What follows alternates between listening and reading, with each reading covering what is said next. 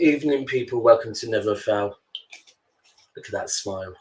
I am Daps, and this I'm is Mo, your guy, here with the lineup. We're gonna get And them the smile. one by one. We're talking Big Six. We're talking everything. All the top 16s who's having the best summer. We have a great lineup with you. Of course, we're waiting for the co-host. Absolutely, we're waiting for him. Cass is coming. Don't worry. I know people are worried but Cass is always gonna be here with us. Everyone, I'm gonna Always. let Daps start introducing the guests one by one. We have a great lineup today. Daps, go ahead, I'm my having friend. I'm having one of your moments where my lighting, I'm looking at it and it keeps focusing, unfocusing. I'm thinking, what is going on? But anyway, we move. Good evening, people. 23 of you in here already. Salute to every single one of you. Thank you.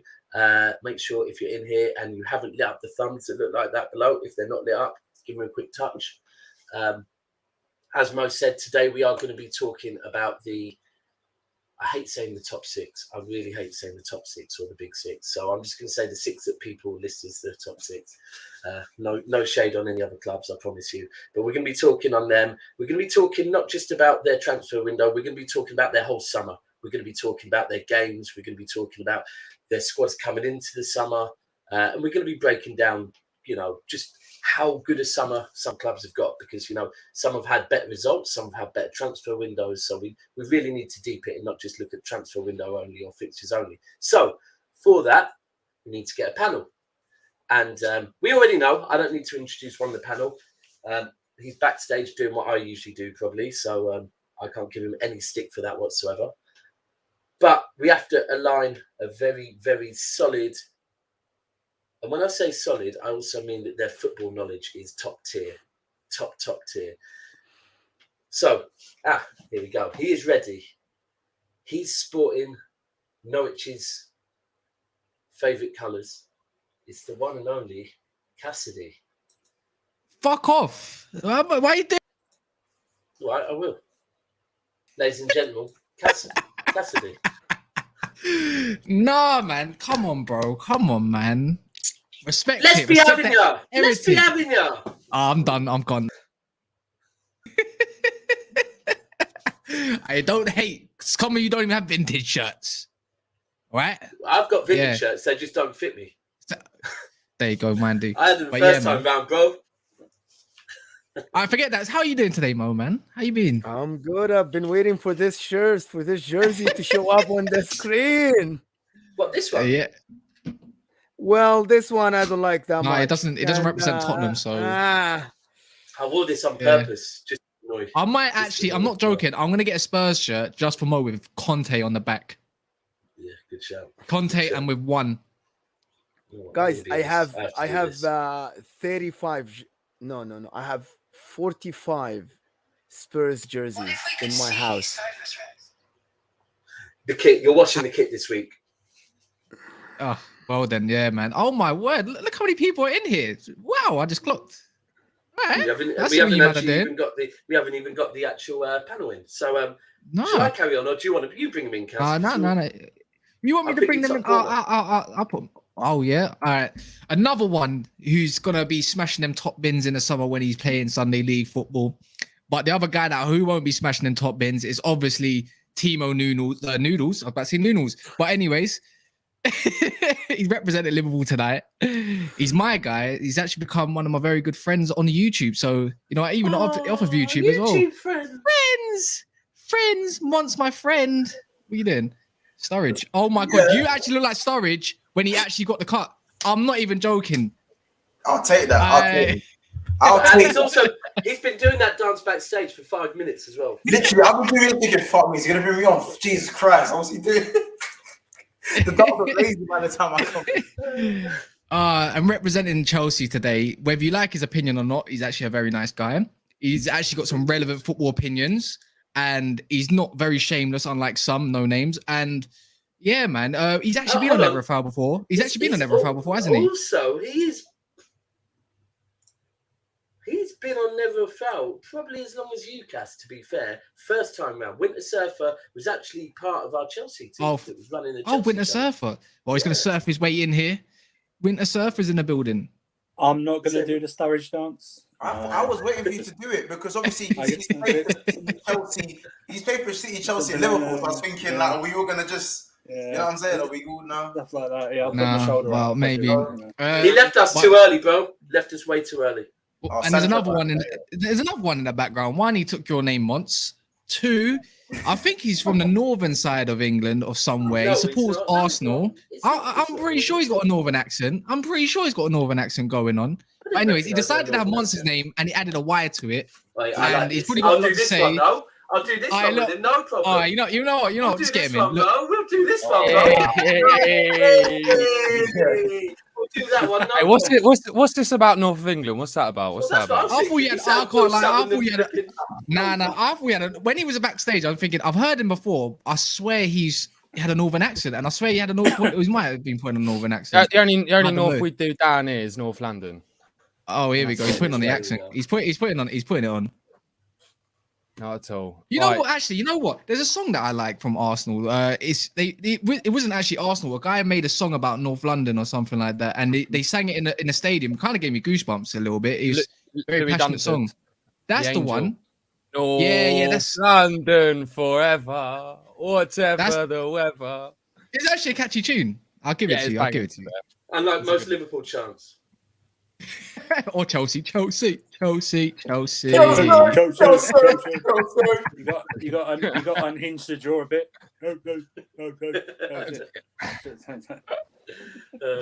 Oh, mate. Well, there we go. We can start off with who's got the best chance. Maybe. Well, yeah. I am not representing Spurs. For everybody in the comments, I do not support Spurs.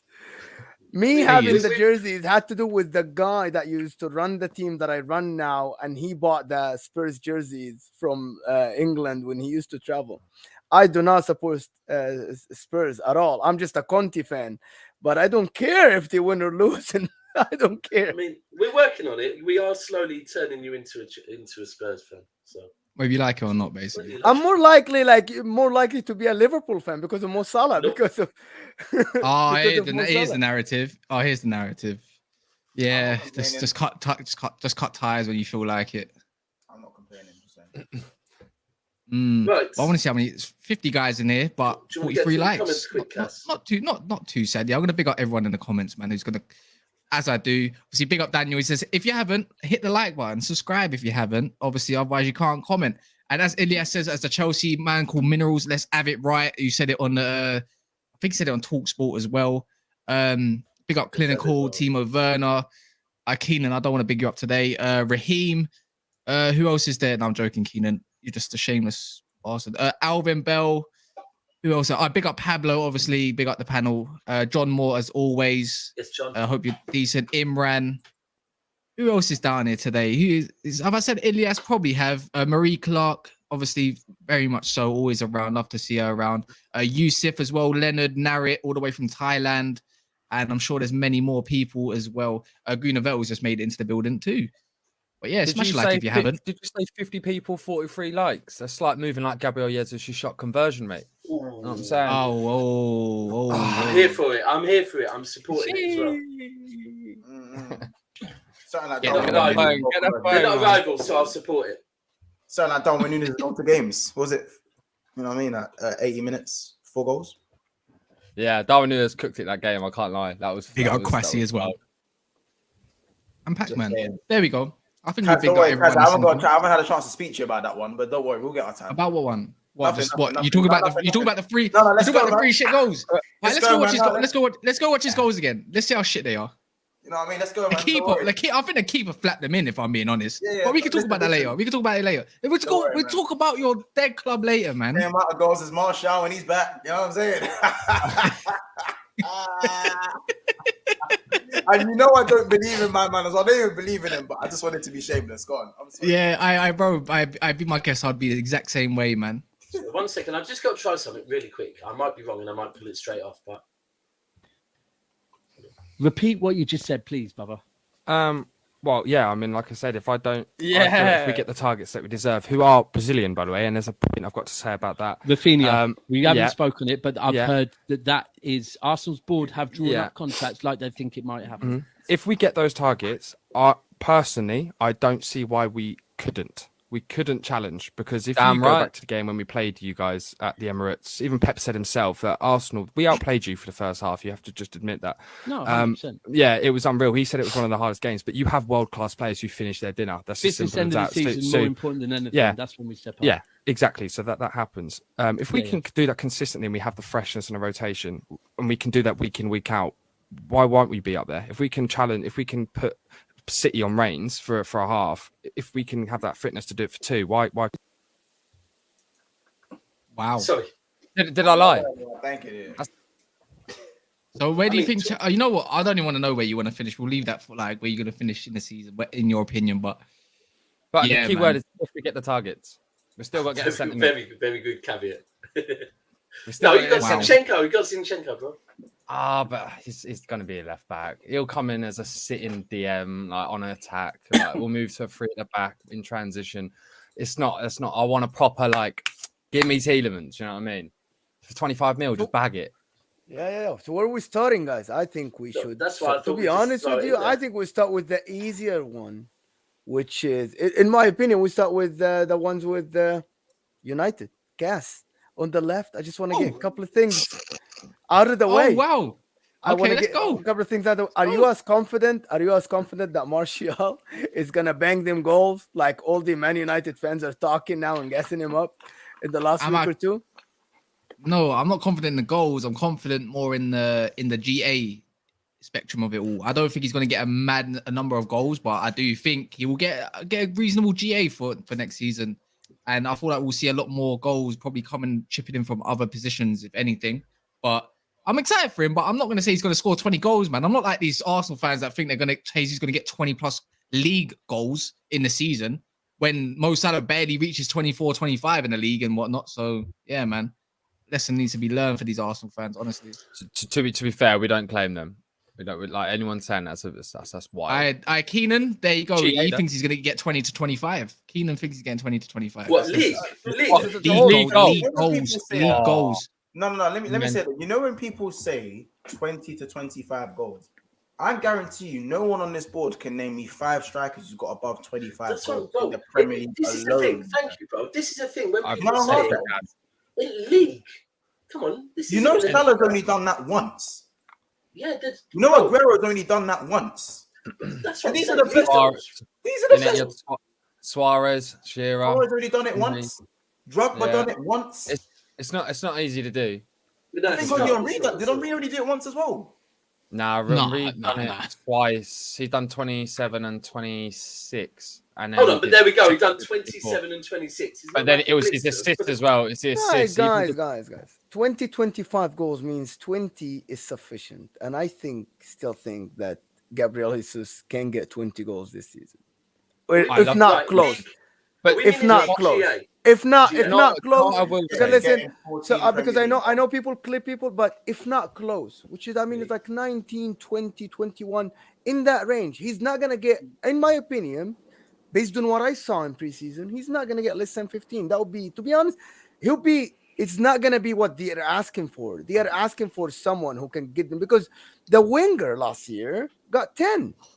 Saka, the winger, got 10. So if you're getting a striker that is not going to bang in 15 plus goals to 20 goals or something, 21, that means it's not working. This is not what you're bringing the striker for.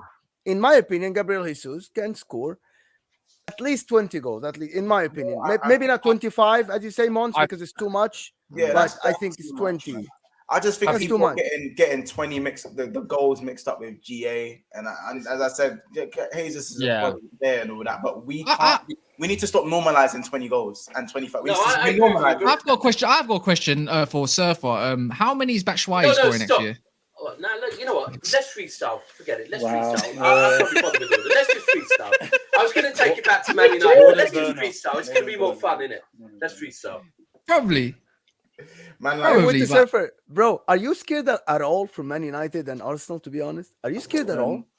No, because I mean, Man United definitely not. We scored 74 goals last season with a rubbish attack. I said this. So it's like I actually said that on the terrace. If we can somehow add another one with Sterling, then that's more. I think that's obviously more goals. Those goals came against Norwich and Southampton. That's true, yeah. But you know, whatever. It's still. I think we need one more attack. I'm not. You know what, bro? I like the if. I like the if that you just said. That if we add another forward, it doesn't look like you're going for another forward. I've heard an Arsenal fan and a Chelsea fan both putting caveats in every claim they're making. They're like, ask me September 2nd. Yeah. When the transfer window shuts. Right, can I it looks like you're going for a centre back. It looks like you're going for a centre back who is not even. He doesn't even want to play for the club. But although you scored 70+ goals last season, right? One of the big things for Chelsea, I think, it's going to be a bigger concern. And you think about it, is your back line is completely different now. Yeah, so that whole ease, obviously as a midfielder, you know you've got your back line behind you, so you have a bit of confidence if it's a solid back line. So you'll make those creative passes, right? If you've got a backline in Chalobah and who was it the other day? Hold on. It doesn't matter. You both got spun anyway. Like, do you know what I mean? Monts, hold on. This is where, when you came on doing this, and I'm doing it because I want to get Arteta. Yeah. Well, you're talking about Koulibaly and Silva. Who are your back to again? Yeah. Do you know what I mean? But like I remember I had some Chelsea fan come up to me like, Koulibaly's going to pack Jesus. And well, did he? No. Right, so in regards to that, you've got a backline that's not settled yet, yeah, and that's gonna disrupt your whole team, bro. That's gonna disrupt the whole team because a centre back partnership, I would say, is the most important thing of an entire squad. Because at the end of the day, if Ben White and Gabriel were just elite, bro, they're up there. They're not, as Alex Ferguson famously said, "Attacks win you games, defense wins you titles." But exactly. I would say this: as much as you can criticize Tuchel for maybe not improving attackers, what you can't criticize him with ways he's improved defenders. Yeah. So I wouldn't, and I would, if I was an Arsenal fan, I would just focus on getting in Champions League and top 4, and not try and climb a staircase before walking up a couple of steps. So that's what I would concentrate on. But if you listen to Eddie's interview today, he's aiming high. Monts, if I was you, I'd keep talking your talk, bro. I'd rate it. And I'm here to push it. Yeah, that was good. That was an Eddie. Bro, every time you say Monts, I keep looking up like, huh? What? Eddie was chatting today. I mean, like, look, as especially when you listen to them, because I can't remember the report it was. He basically said, like, look, Eddie, what's your objectives for the season, right? And literally, he asked him, like, there's not really about objectives, but he said, obviously, like, sort of not giving it out, but telling him what it is. He's like, when I think of Arsenal, I only think about winning.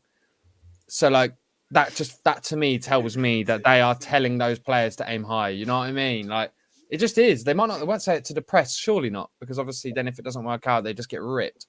But you best believe. I mean, the fact that Mikel Arteta is trash talking Emil Smith Rowe on pre-tour on pre-season about bowling just gives you an idea of the character of the man. You know what I mean? So I'm here for this. We're aiming high. I'm here for this month. I've got a question. I've got a question for Arsenal, for Monty. Then, if your so-called Martinelli, who fans think is going to get 10+ goals next season, gets injured, or let's say Saka gets injured, who comes in?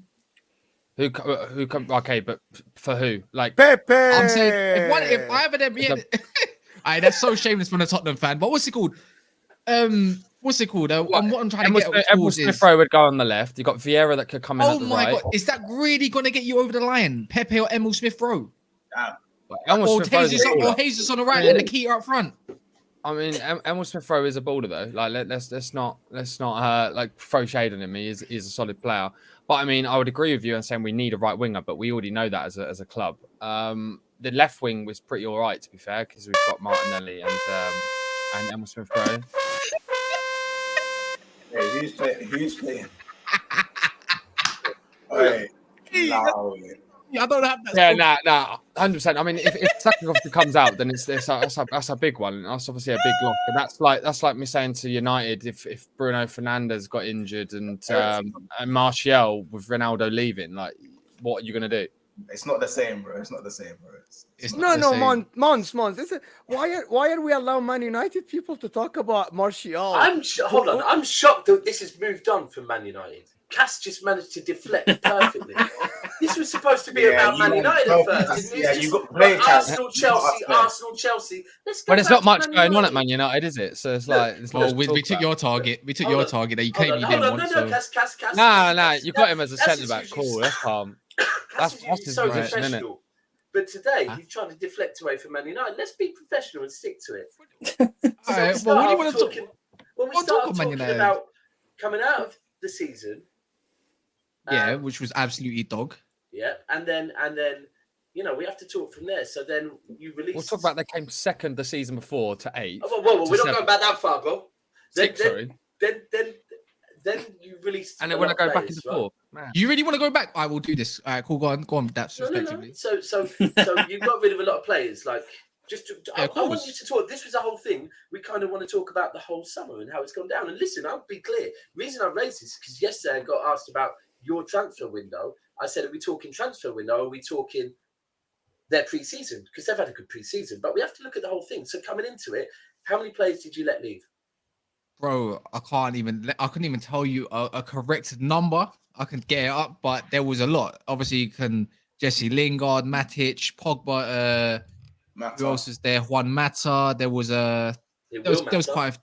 How much money did you make? How much money did you make? There was quite a lot. It was quite a lot, and there was quite a lot off the wage bill itself as well, which is saving a lot of money per week. And they were on higher wages, but it wasn't looking good. I can't lie, because we waited a month before a signing came through the doors, and that was only a left back that was worth 12 million that we got from Lyon. Off of Lyon, basically. You could say hijacked or whatever. Massive United managed to hijack Lyon. Well, we didn't. Obviously, we came in and it was done in literally a day. But other than that, Lyon, you can't bully Barca though, can you? Well, neither could Chelsea. But what's it called? Long story short, but long story short, like it was looking dire, but not as bad as Eric Dyer. But not as bad as Tottenham. But yeah, I was quite worried, thinking, are we really going to be chasing one man for the whole window, which we still are, but not get any signings over the line at the same time? So based on the players that have left, are you happy with the players that left? Like, I don't want to go through every single one because that'll take forever. But ultimately, were there any which you hadn't got rid of? Were there any that? Pogba. I wish we kept Pogba, but but that's the only one I wish we did keep. I don't care about the rest of them. But if we let go of Matic and not replace him in that 6, that is an absolute diabolical. That's just diabolical as total, because I get it. Matic ain't got the legs and everything, and I get it, but you need to replace what's not there. We had a massive squad, by the way, so letting go a lot of these players were needed. A lot of these players were on 150 grand plus per week. You know what I mean? Like, it's not my money, but it's a thing nowadays, isn't it? Like, fans know how much players are on. And it'll stop you from bringing certain players in if you don't have. Yeah. Basically, it's like, oh, my man's on that sort of wage, so I want to be on that wage too, because he's shit. But you saying I'm worse than him, so why am I getting this money? Let me ask you something. That's what Arsenal have had to do the last few years. To be fair, cut the wage. And they've done it well. And they've done it really well. Question about is Eriksen the replacement for Pogba, and Martinez is a replacement for? We don't even. Bailey? The thing is, we know, because I'm seeing reports of obviously Bailly maybe going to Roma, but he wants to check with Ten Hag and fight for his place as it stayed on Athletic. But he's going to go and have a meeting with Ten Hag, obviously, about his game time. And I feel like, do you chance Bailly after all this time, after all the injuries? But you know what? He hasn't actually been injured for a minute now. He's just not been selected. And I feel like we need to take a chance on him, especially if you got Lindelof still in the ranks. I don't rate Lindelof. Have 6 defenders going into the season. 6. We got Transabi still. Yeah, but this is why I wouldn't mind using Martinez. Defenders going into the season. He's not yet. No, not yet. But he's getting. Apparently, he's on. Even Napoli. I think he's on a transfer list. To be fair, someone will have him. Obviously, at the end of the day. But it looks like Martinez is a defensive midfielder now. I hope. Currently, if you can't get no one off the centre back part, then yes, I hope we do use him in the DM part for the time being and see what happens there. Other than that, I can't really. Add on your. Eriksen was never Eriksen was never the Pogba replacement, by the way. De Jong is meant to be that guy. Really? I thought the Eriksen that I see today is a box-to-box midfielder that can do the job. He can do box-to-box or 10. You got to think of Man United just let go of Juan Mata, Lingard, Matic, and I don't know what, and Pereira as well, who was considered in the squad. So if anything, he's come in as pretty much a rotation player. I don't think he guarantees him a starting place in my eyes yet, but I would want to see Eriksen starting.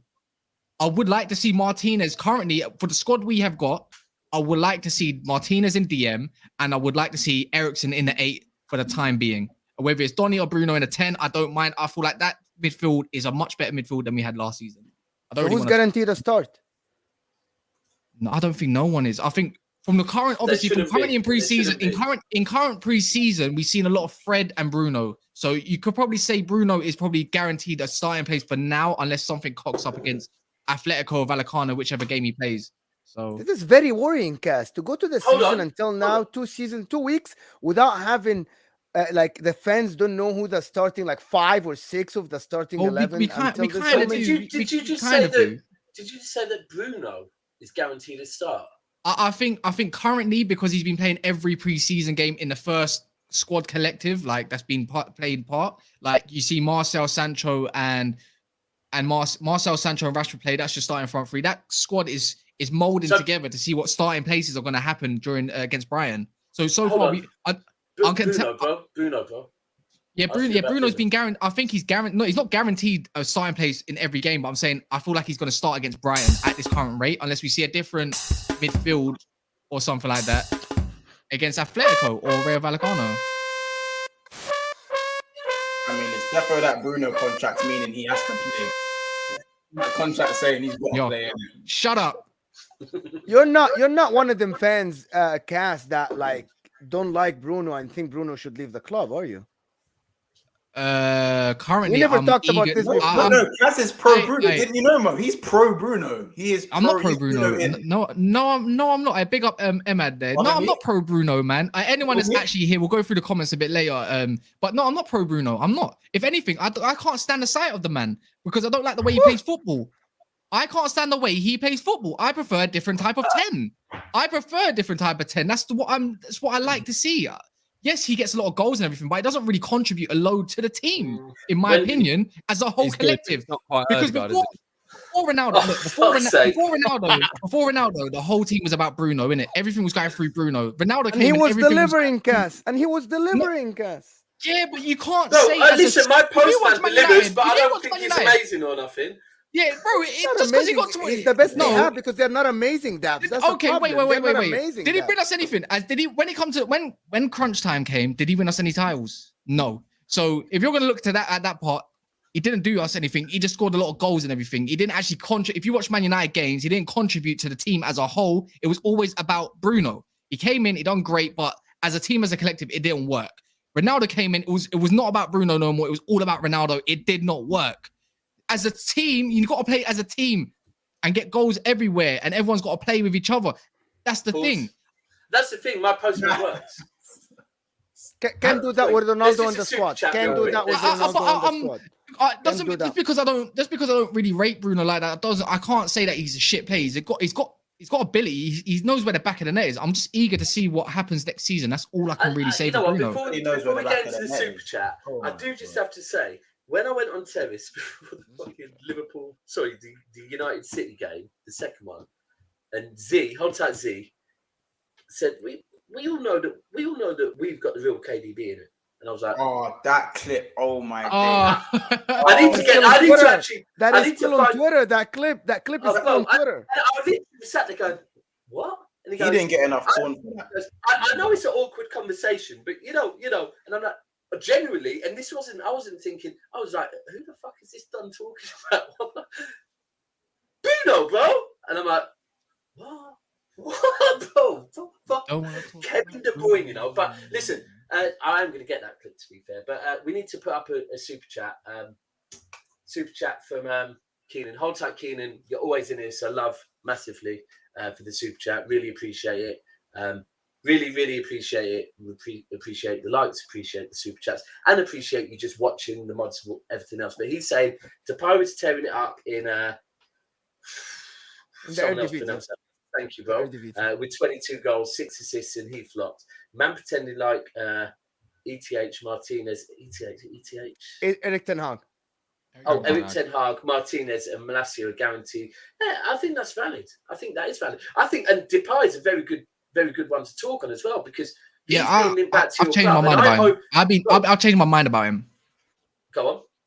So basically, if Ronaldo does go, and I'm kind of hoping slightly that he does go now. Twice shy.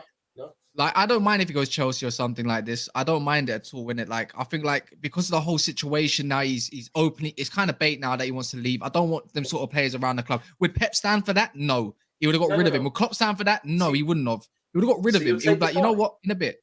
You take the if currently in the market, there's not a lot of great number 9s. And if anyone's going to be happy playing, battling for the striker position, I can't think of anyone that would be worth around 15 to 20 million that we could on the market currently that could do us a job. And obviously he's Dutch as well.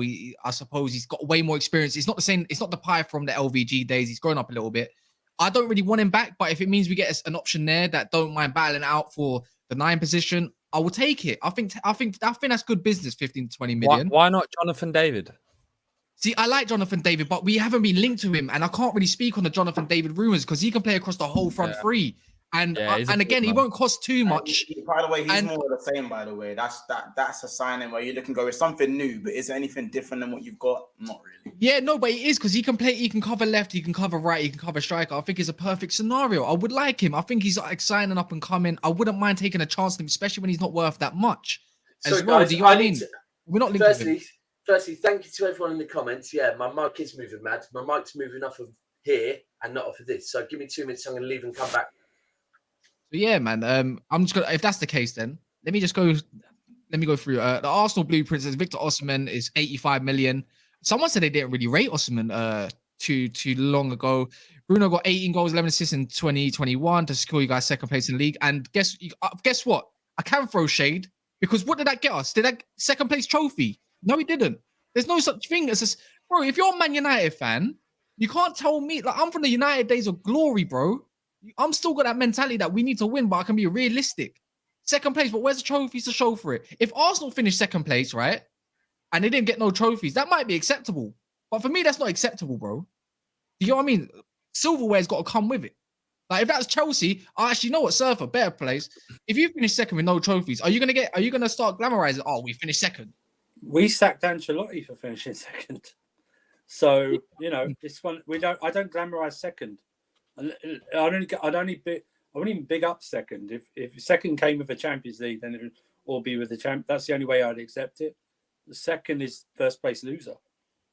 You know what I mean? So that's all I can read. That's just my take on the Man United squad. What about Arsenal squad beforehand, Monty?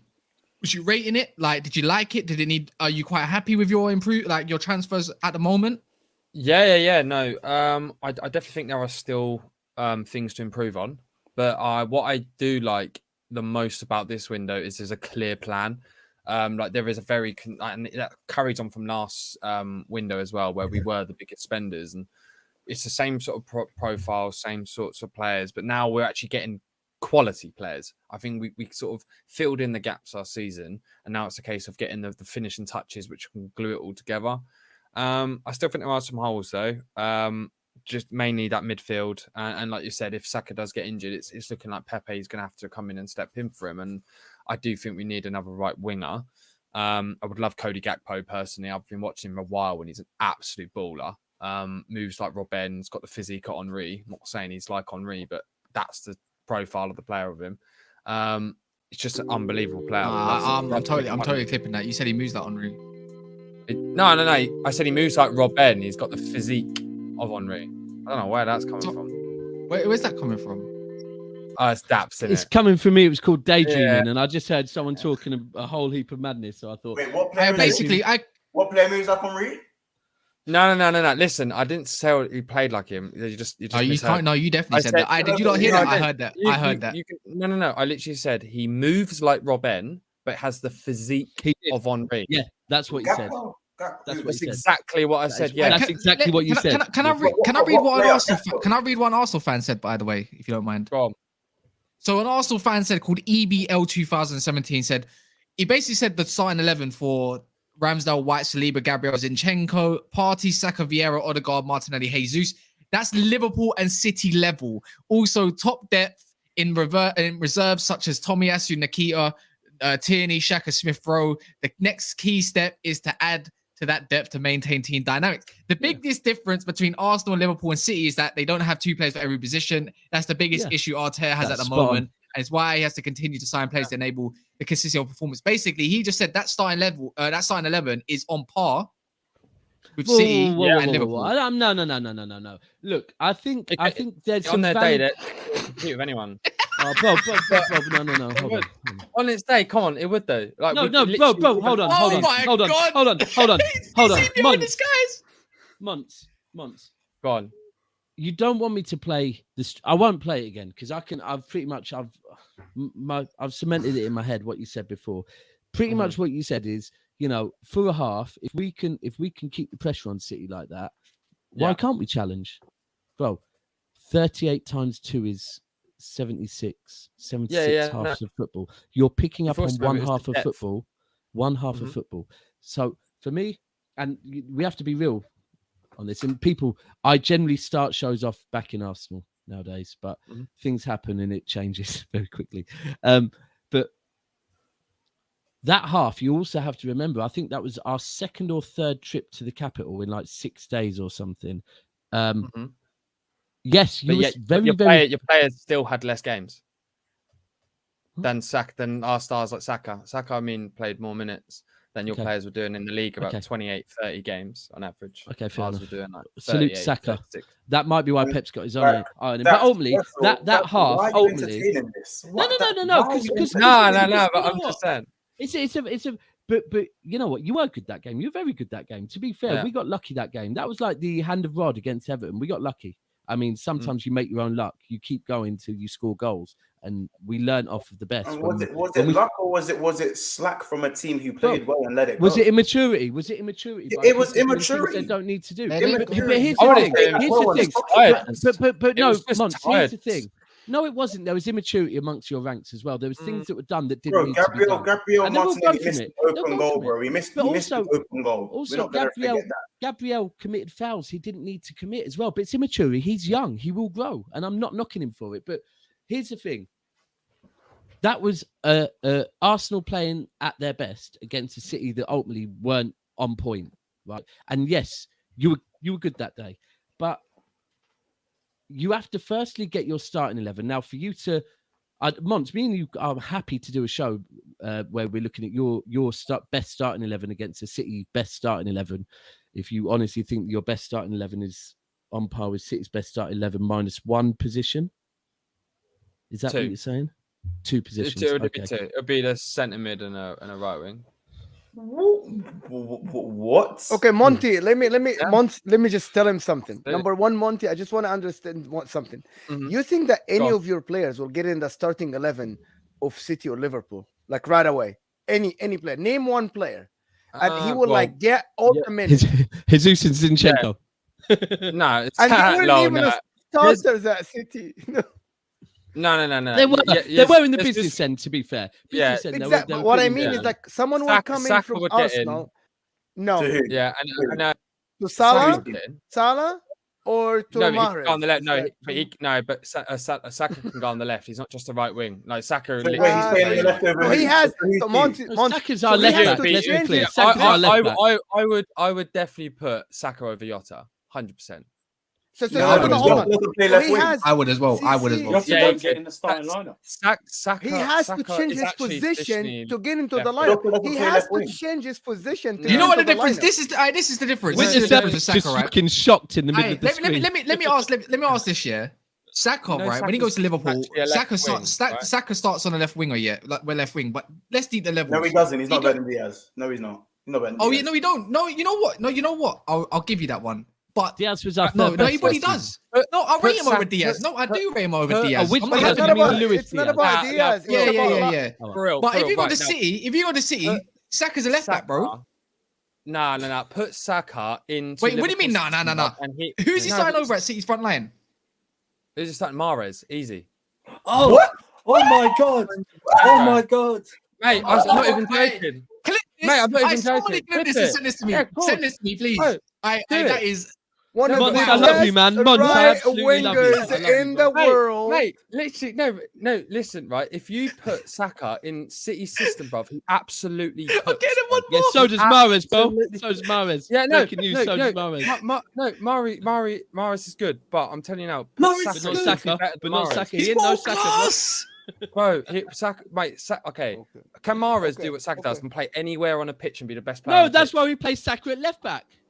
No But problem. that's Yeah. what I mean. at But left you back. Because he can you do could that. easily It's put it- simple because he can do that. Realize Saka's not a big Mate. game player, right? That's brash. He hasn't been enough big games to improve He himself. yet. hasn't, you're right. He's not. A I big can't game believe Fair what I just point. heard. Fair point, man. player. Sorry, man. Okay, But he Monty, hasn't, one you know more what I mean? thing. One more thing to Go on. add. One more thing. Good Forget the player. starting lineup because we're never gonna agree with you here. But one more thing. Yeah. It's not only about playing one half or one game or winning. West Ham No, I won know that. against Chelsea and Liverpool. Mhm. It's about one thing. Liverpool and City can smother the whole league. 38 games can just put the whole league under pressure. Well, They can if you do the same listen system. to the clip, I actually said that the fact that City they've got players who can finish their dinner, like they have that world class quality, which is what we lacked, and that's what we've gone out to grab. So for wait, this Saka's world still- class. Is Saka Not Saka yet. world No, no, class? No, So it's not- wait. He's not yet. Yeah. Okay. I'm gonna Not let you yet, get but your he reason. is Is Mahrez definitely- world class? Is Mahrez world class? He class as world class, yeah. Hold on Yeah. a minute. So why how is Saka better how than is a Jordan? non-class winger? Wait, How is a hold on. non-class winger starting over him at right Wait. wing? Why Right. is Saka No. better than Jota? Well, I'm baffed. let me answer. Monts Right? is still on the Jota one. Saka, no, not even that. Like, Saka, Saka is better than Jota. No, if Saka was in the City Saka is better than team Jota. last season, he'd be classed as world Why? class, 100%. Why? Because his GA would be insane, bro. No. I'm See, not- this is why- what I'm saying. why do you I agree. think- Saka will be world class. I do. Why agree do with you, on that. why Will do be. you think Pep and Klopp both want this player? Like, there's literally one reason. Hold on. He's He a has baller, potential. bro. All right, He let has me- let me- potential. I've never actually I've heard got- either of I've them got say something it ready yet, for you. but- No, don't worry. Let me go. See what I find a cop out when it comes to, and I don't want to diminish teams that aren't Liverpool and City here, but any team that's not at the top, they look at their players and go, it's the if Olympics all the time. It's if this player was in this system, if this player was in that system, and Can I ask you a this question system- then? Can I ask Monts a question based on that? Which months? Me or Either of you, to be fair, is Zinchenko world class? no? No, I wouldn't put him up. I think he's. no. I think he's class, so but he's not been world in Pep class. system for 4 years, won 4 leagues, but based on that, he's not world class. So Yeah, but that's what I mean. But you have to do it on an individual. I'd say, like, Oh, for right, me, and I okay. think Fair enough. world class gets thrown around too easy. That's the one thing I'm Thank actually you. quite I strict agree. with. Let me just finish what I'm Okay, saying. let's just Let me agree. Monts, let's just agree on something. Saka's not better than Mahrez, okay? Is that something you would do that, He's not gonna Monty? agree. Like now you agree with us? I'm not gonna agree with you, bro. I'm just not. I'm You not know gonna what? agree Wait, with you. what about And what? just- What about Surfer? Surfer, what about you then? Obviously, Saka Yeah. gets into your attacking lineup currently. I'm surprised Chelsea don't rob another player from Arsenal, like Hutchinson. I don't see why he hasn't been looked at as an option when he's got only 2 years left on his deal. Certain amount of money, are they selling him? Is he going to Mate, be? he wouldn't go Chelsea. Even if he No, wanted. Say that it's now. You Not say like that not now. like Giroud, Fabregas, or Ashley Cole. Never went. oh, to I'm still Chelsea. shocked he didn't sign the Um, Yeah, contract. but how many of them were from literally all the way up from the academy? No, And but then why go- hasn't he signed a new Well, it's- contract then, well, bro? 2 of them were I'm shocked Fabregas he and hasn't Cole. signed a new I contract. can't. Yeah, why? Daps, I'll tell you. No, but Fabregas went to Barcelona first, though. Daps, didn't go Daps, to you got Chelsea. you got to chill on that one. You got to chill on that Arsenal one. rejected them. You're right to be here. fair. You're right here, Monty. Yeah, innit? Monty got Why? it back. Nobody from the That's- academy, to be that's- honest, from the three of that- them. What is he? Has he signed one? No, he hasn't. But you No, got he's not signed one yet. No. Why? Why chill on it? Can we also talking No, about just transfers? talking. Yeah. Because he's I- looking at what Nketiah got and got. I'm better than Nketiah. You're gonna have to double your money. No, what Monts, he's looking at. it doesn't even need to be a hidden thing, yeah. Because I was He's got shocked. 2 years left on his deal. I Not was 3. shocked. Who said 3? Hold on.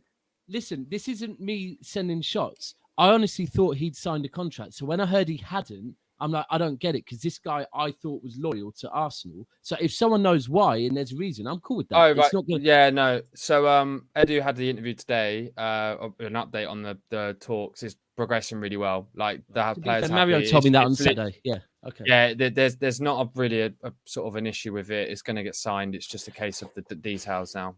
He loves the And club. that was the feeling thing. Let about- me be clear. And that was the one thing I love about the pre-season is that the actual club feels different. For the first time as an Arsenal fan, I actually feel like excited about the squad going forward. And it's been a while, and genuinely, it's been a while since I've been excited about a team. Like, Daps, just. I am too. Daps, Monty. To be honest with you, I am also excited about Arsenal, and I said it on the show that we did a couple of days ago. Remember, Daps? I said Arsenal are actually one of the teams that I'm excited about to see this season because they are filling the holes that needed to be filled. Other than other team we're going to talk about later, who are not filling the holes, and they are deluded, all of them, thinking that their lines are okay. About? But I'm really excited. Hold on, about so Arsenal, everyone Monty. remember this because I want to know who he's talking about. Winter Surfer, are you there? You just said be right back. Right, okay. All right, so I'll start with Monts. Right, so the other day, and this doesn't need to get into a big Arsenal-Chelsea conversation, but the other day you beat Chelsea 4-0. Slapped them, Yep. That's him sending shade, not me, Chelsea fans. It's just fact, isn't it? But then we spoke on it. I believe it was me, Mo, and Cass spoke about it yesterday. And it's fair to say that Arsenal have caught quite a few shots from Chelsea fans over the last couple of weeks. Maybe not the beginning of the window, but Chelsea fans have been sending shots at Arsenal. And we spoke on it and we said, you know what? This does seem like maybe Arsenal's squad have thought, do you know what? We're not here to be taken for dickheads. We're not here to be mocked. Maybe that it is and people pull up, actually it's not the youngest, and they'll list some average ages and say they're not the youngest squad, but they are quite a young squad. And I think maybe, only just maybe, and maybe it's my bias side, but people like Gabriel Jesus, people like Zinchenko, who have won 4 Premier Leagues, are not going to join a team and instantly start getting mocked. They're not going to be cool with that. They're not going to be like, yeah, that's fine. They're probably going to start, if anyone isn't working hard, start saying, do you know what? You need to pull your fucking socks up because I'm not here to be laughed at. And I don't know, against Chelsea the other day, it almost filmed like it was a team that had something to prove. No, definitely. And to know the one thing I really like about the Zinchenko deal is the one I actually really like is the fact that, like you said, Jesus and Zinchenko come from City, who are just fantastic, right? And what they are not myself. No, but I mean, like they have to train at 110%, otherwise they get benched. Because at the end of the day, that the bench is just as good as the starters, so they have to train that. Now, Zinchenko coming in is going to make Tierney sweat because Tierney's had it easy for the last 2 seasons. Like he had Tavares as his backup, bro. Like it's just not that guy. You know what I mean? Tavares, the drop off from Tierney is huge. So he was always really comfortable. I think Zinchenko comes in and could literally bench Tierney. It's a really good point. Genuinely.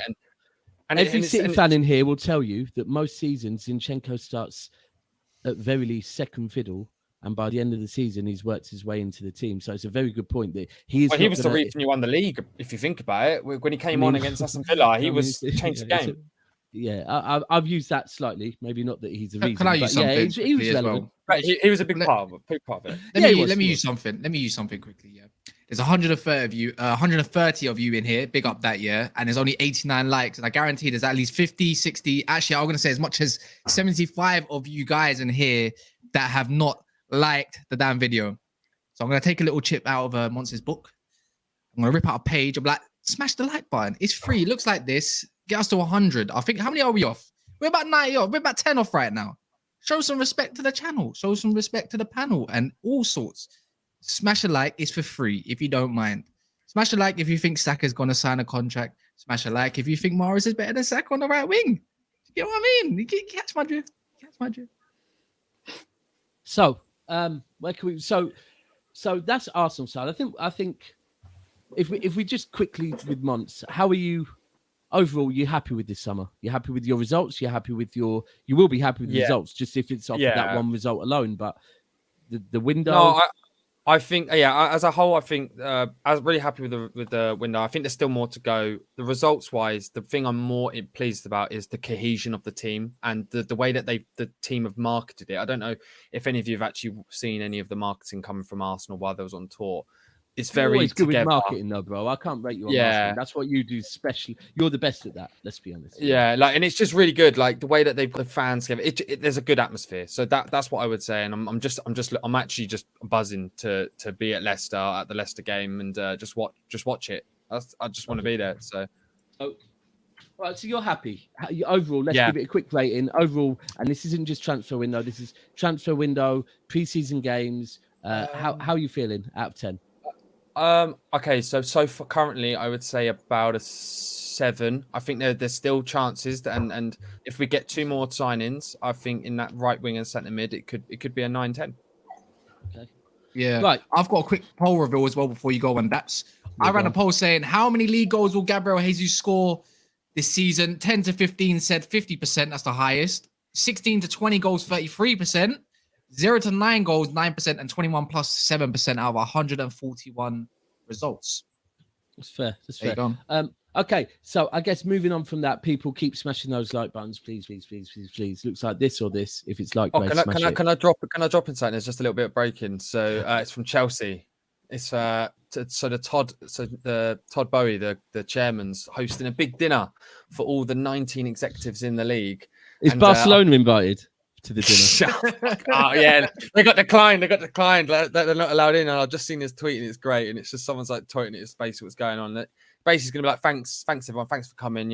So here's the thing, I need some players because he's getting all the owners. Actually doing a dinner? Is he doing He's a actually dinner? doing a dinner. Yeah, actually is. Do you know what? I'm not gonna lie. This guy sounds like quite a nice guy. I got in it. Come round for dinner. We'll all chat. I so want to buy far, your I players. don't mind him.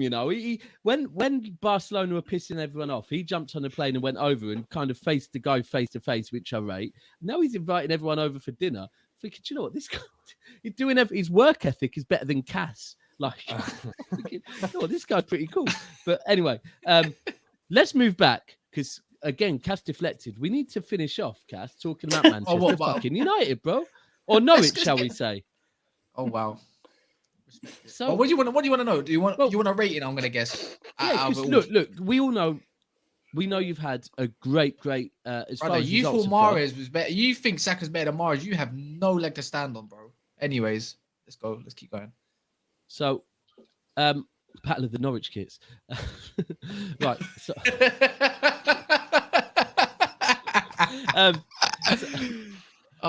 so you two.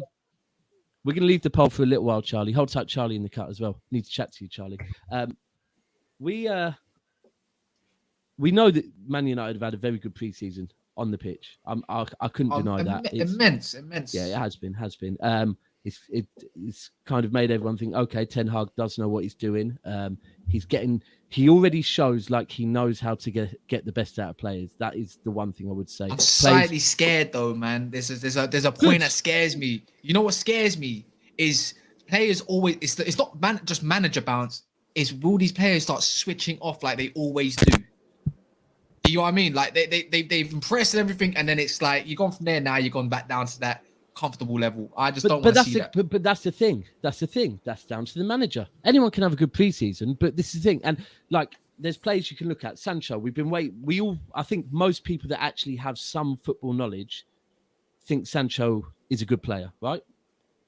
Very good. Very good. Yeah. Technical player. Very good. I don't disagree. Yeah. He came to our academy and it was him, Foden, and I think Ibrahim Diaz that were the 3 that we thought were going to be shining stars. Like, I trust my academy for that reason. He went to Dortmund and cooked playing regularly. He's going to be good. Martial, I think however much, there's been, as rivals will mock him, I think we all know that Martial technically is a good player. Mm-hmm. And it seems like Ten Hag is getting the best out of the technical players right now, which is what we thought. Donny hasn't played too much, has he? He's played a fair amount, but not in a first selection. He got a first selection game against that scrap game, obviously in Perth, which was no one could really play on that pitch, to be fair.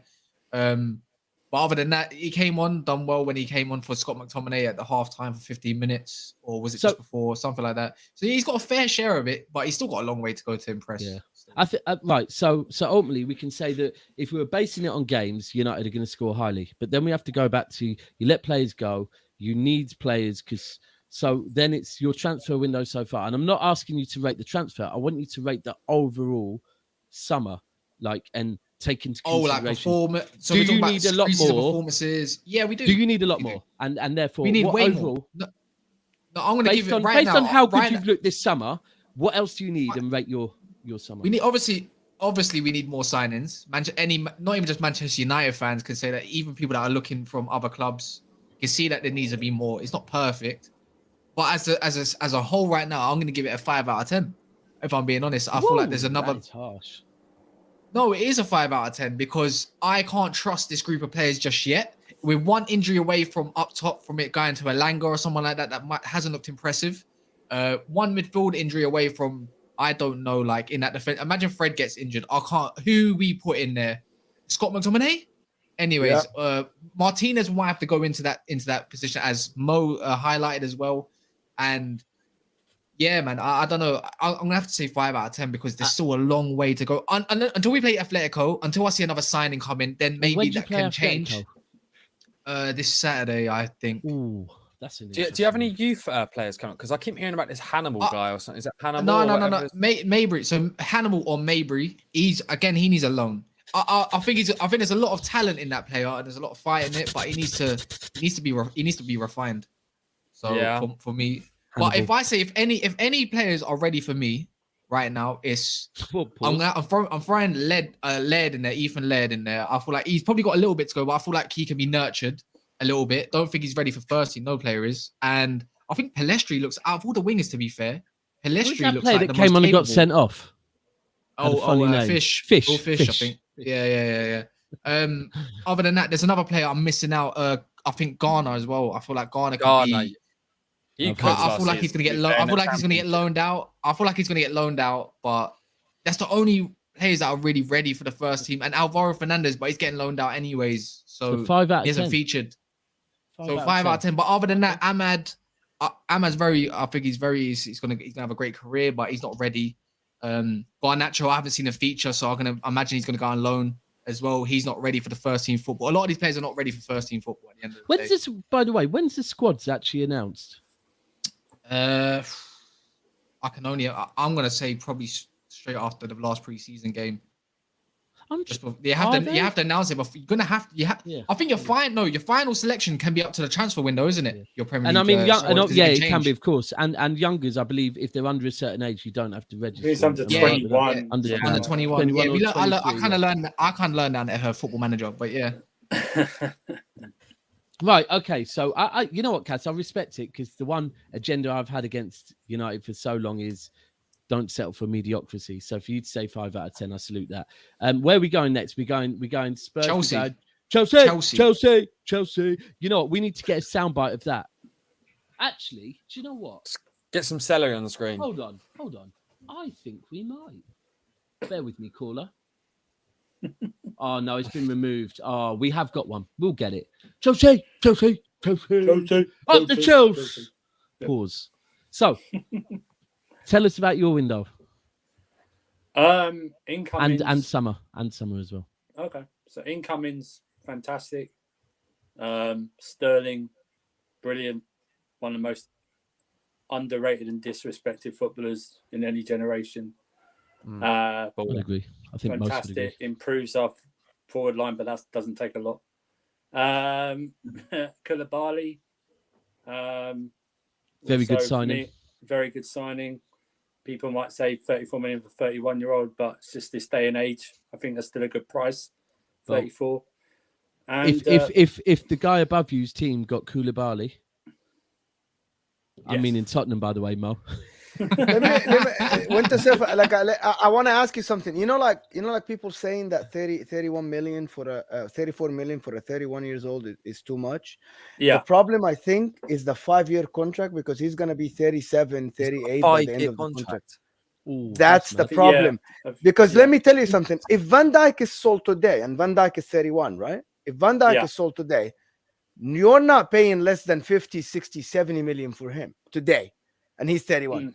I'm not comparing Koulibaly to Van Dijk, but Koulibaly is as good as anybody else in the world, as good as anyone else in the world as a center back. So I don't get this agenda against Koulibaly that he's 31 years old. He doesn't deserve that to be paid 34 million. The problem is the 5-year contract offered to a 31 years old. That's the problem. Yeah, for me, I don't know if he sees out that contract or later down the road they restructure it, like sort of wages and everything like that. I'm not too sure. I don't know whether he'll sort of step into a Thiago Silva role later down the road, like 4 years in or something like that. Pause. Sorry. Is that Origi? Yeah, it's not Origi. Is that Origi? your shirt? No, it's an Adidas original. It's an original. It says Origi. It says Origi. It's Origi. He's a Liverpool fan, a Tottenham fan, but a Liverpool fan in disguise. Wow. Wait, it's I like difficult. Wait, Mo. Where'd you get that? I'm gonna shall I run a poll? Shall I run a poll? Is it an Adidas original or is that an Origi shirt? No, Mo, you need to plug me. Nah. Where did you get that? It's an Adidas, man. This is a regular Adidas T-shirt. But why does it say cap? It's original because it's the original logo of like I don't want. There's no advertisement here for Adidas. It's the original logo. It's not the new logo. So that's why anything in Adidas that says, by the way, any original thing in Adidas that is the original logo, the old 70s, 80s logo, it says Origi on it. Anything, T-shirts, pants, anything. Thank you.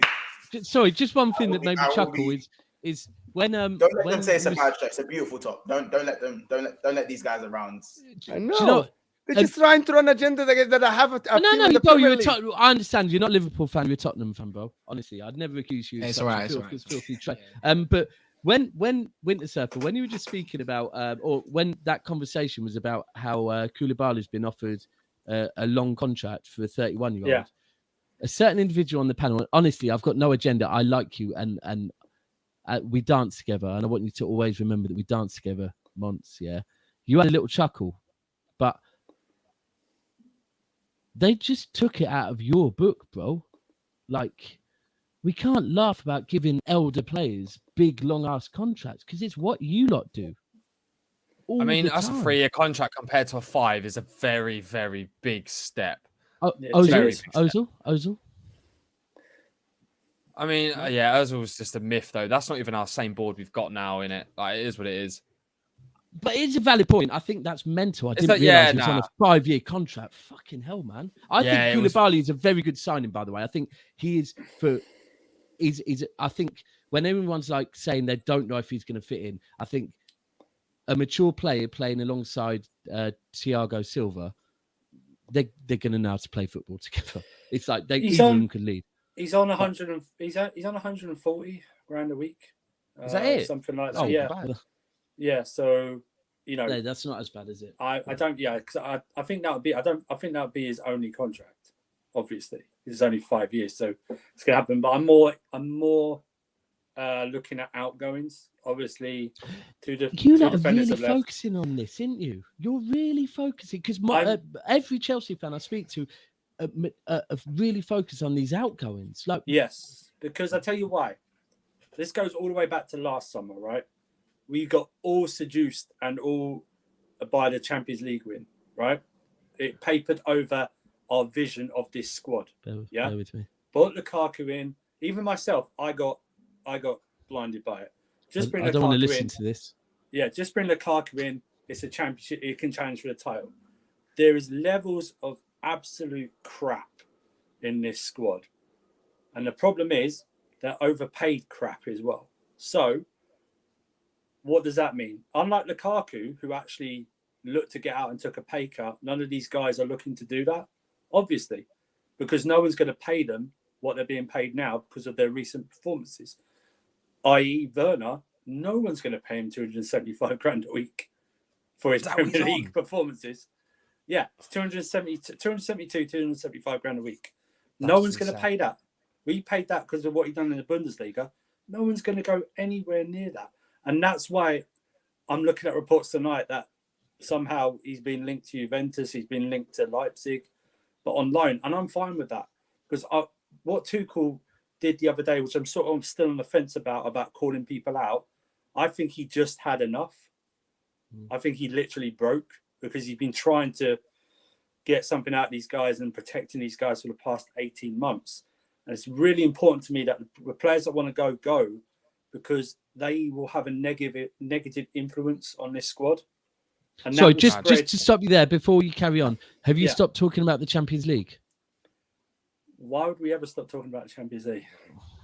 I'll stay. I would agree with you. Like, and it's funny as well because we've had a similar sort of process at Arsenal. We've had to get rid of the weeds, like within the Champions League. No, Oh, sorry. obviously not. I was gonna Cheap say. shot, man, cheap But shot. no, Big yeah, cheap no, shot, but genuinely, like it's important because you have like one player who can affect the whole locker room, and that's what we it had happened, the it happened Ozil. under Frank. He got rid. He dumped Alonso, but you don't realize how many. We don't know how many friends, how many cliques. Obviously, he's got loads in that dressing room, and the squad is more bonded than a manager and a squad. It just is. Yeah, they're more integral in their personal lives than the manager is, and that's why we've got to get these players out. And that's why I don't think Chelsea fans understand. Some Chelsea fans don't understand what a rebuild means. Sorry, do you know what I mean? Do you know what? I think Patman said this very, very true, and it is. The one thing I'll always say, and Monts, I don't know if you've actually come up on streams against any of your fan base that are anti-Arteta, but that's the one thing I always say is he's had to, like, and they'll always talk about Pep, but Pep came into a club that basically all he had to worry about was managing the team. Right? Plug and play.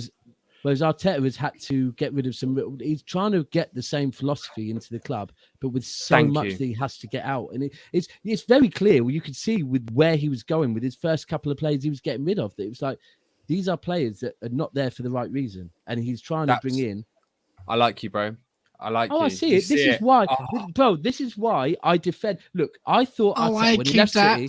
I like you. Oh, Norwich fan, go away. Oh, Arsenal, let's be having you. Let's be having you. Zinchenko friends. Oh, he used to be my cone boy. Now he's my friend's manager. Listen.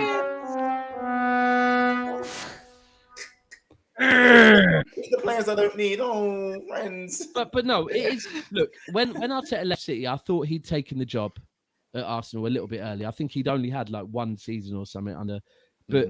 His first interview and the way he spoke, it was like, yeah, he has been influenced by Pep about having everyone at the club pulling in the same direction.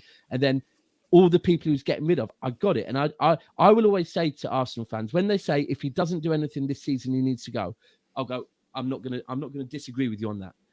But just understand he has changed the mentality, whether it be the buying mentality, buying players that are buying into a process, but and not just come in. Because you've got sexy shirts, you're in London, and you're a known club. And that's for years. I think a lot of players have come to Arsenal based on that. Oh, mate, the kit's been fire, man. I think we've got the best kits in the league. Here we go. And this is where I turn on Arsenal very quickly. But why did we move to Arsenal again? No, our Puma kits are whack. Our Puma kits I think the Puma kits are the best kits. I think that them Puma kits, the black and pink one was dank. That kit was too pink. Did you just say the Puma kits were the? Yeah, bro. When you man had the Puma kits, hard. Anyway, that's Chelsea. That's Chelsea. Winter Surfer. But you know, you mentioned about Arteta getting rid, and Kaz made a joke about Batshuayi, but he's been here since 2016. Yeah, I didn't know he's going into his seventh preseason. A couple of years ago, should have went Dorman, man. Should have went Dorman. As Phil Jones. There was a rumor. There was a rumor about Leeds wanting to buy Batshuayi for 10 million, but we were holding out for 15. That's a problem. That's a problem, right? Now we'll do the maths. It's not mathing. But then we started giving these people 1 year extensions. I don't understand. If you're not going to play them or don't rate them, why do you give them extensions? You're just wasting money by paying them. Get rid of them, and that's a problem as well. You got the wages. I mean, we were giving Danny Drinkwater 120 grand a week. He was drinking champagne, bro. He was drinking champagne. Let's be clear. Does he still play for Chelsea? No, he's left now. But he retired 7 years ago, but they're still paying him. But that's what. I mean. It's this Todd, and also Todd Bowley. He's flying all over the world, but he's having to step up and do things that he didn't think he was going to have to do because now, obviously, Czech and Marina bowed out. But the most important thing for me, not only off the pitch, is restructuring off the pitch, and a sporting director is needed at this club. It is desperately your club's a joke. I can't lie. Your club's in the mud, bro. This is the only club. How dare you? This is the only club that thrives. I don't understand this club. Someone have to. This is the only club that thrives in chaos. It's the only club. You know what thrived as well? Your man went for a cup of tea with a porter, bro. Before Rafinha got hired. You know what? Yeah, whatever, Rafinha. Why? They're interested in so and so and so. we'll have Rafinha. Okay, then, all right, cool. We'll have No, my you man haven't then. got Dion. We'll take Sorry, Dembele. Gas. Wait. You haven't got Dion over the line yet, bro. Hold on. He went over you man got gas because he went for a cup of tea over in flipping Barcelona and got licked with him and revealed his transfer list. Like, yeah, we'll keep Dembele then. Why not? You know what? We'll have Rafinha as well. You know what? I think we might have your Azpilicueta anyways. We might actually have your Alonso. You know what? We'll take Koundé off your hands. How about that? Hold on. Anything Mo. else? Listen. Sorry, just quickly, Mo. I'm going away for 5 days. It's in your hands to calm this shameless bum down, right? How dare he talk about Chelsea's transfer window when they're still trying to get De Jong over the line? Every morning I see in our group chat, De Jong is closer. The only transfer. It's like Gillette, even closer. But the only transfer that's an issue for me is the Koundé one, because Rafinha, he already agreed personal terms with Barcelona in March, so we were trying to get that deal out of Barcelona. So the Koundé one was an open goal, but the problem was Koundé was a target for the previous board, number one target, not this board. That's why he was left. But he was he was the easier deal to get than going after a De Ligt. I never understood the De Ligt one because they were always going to ask for 80 or 90 million euros and we weren't going to pay that. So I just never understood that. It was wasted time with Ake. And Ake as well. Yeah. Wasted time with Ake. You I had think Koundé from both there. sides, Mo, by the way, from our side and your Winter side. Surfers, but you were willing to pay 60 million for Koundé, and you were telling me that you wouldn't pay 70 million for De Ligt. I think they had a price and they weren't going to go above. If you remember, we were trying to get trying to add players to the deal. If you remember, we offered Werner and Pulisic and they didn't want to take it for that deal. They wanted straight up cash and then probably talk about a player later. So it does make sense because the Ake thing was the same. That's why City, it got to a point where it was 45 million. And City said, cool, we'll come back to you. Because Chelsea said, that's as high as we're going. And City said, no problem. Give us a couple of days to go and see if we can get anything. We can't. And you moved on. But I just feel I never really got the Ake one. I'm not going to lie to you. The Ake one, it's the new buzzword of the summer. It's versatility, right? So that's what it was. It was like left centre back, possibly at left back sometimes and wherever. But that's the thing. That's why I think a sporting director is needed, because I don't think I want my manager focusing all on transfers when he should be doing this. It's not even your manager. It's actually your owner, apparently. It's Todd's actually doing it himself. Right. And which is mental. But the problem is, like I said earlier, I don't think he expected to be doing this because we had Marina and Czech there, and now they've gone. And then, but this is a thing, though. This is the whole thing I said at the start of the window about Chelsea, yeah. And by the way, I think he's showing enough signs to honestly believe that long term everything will be okay. Right?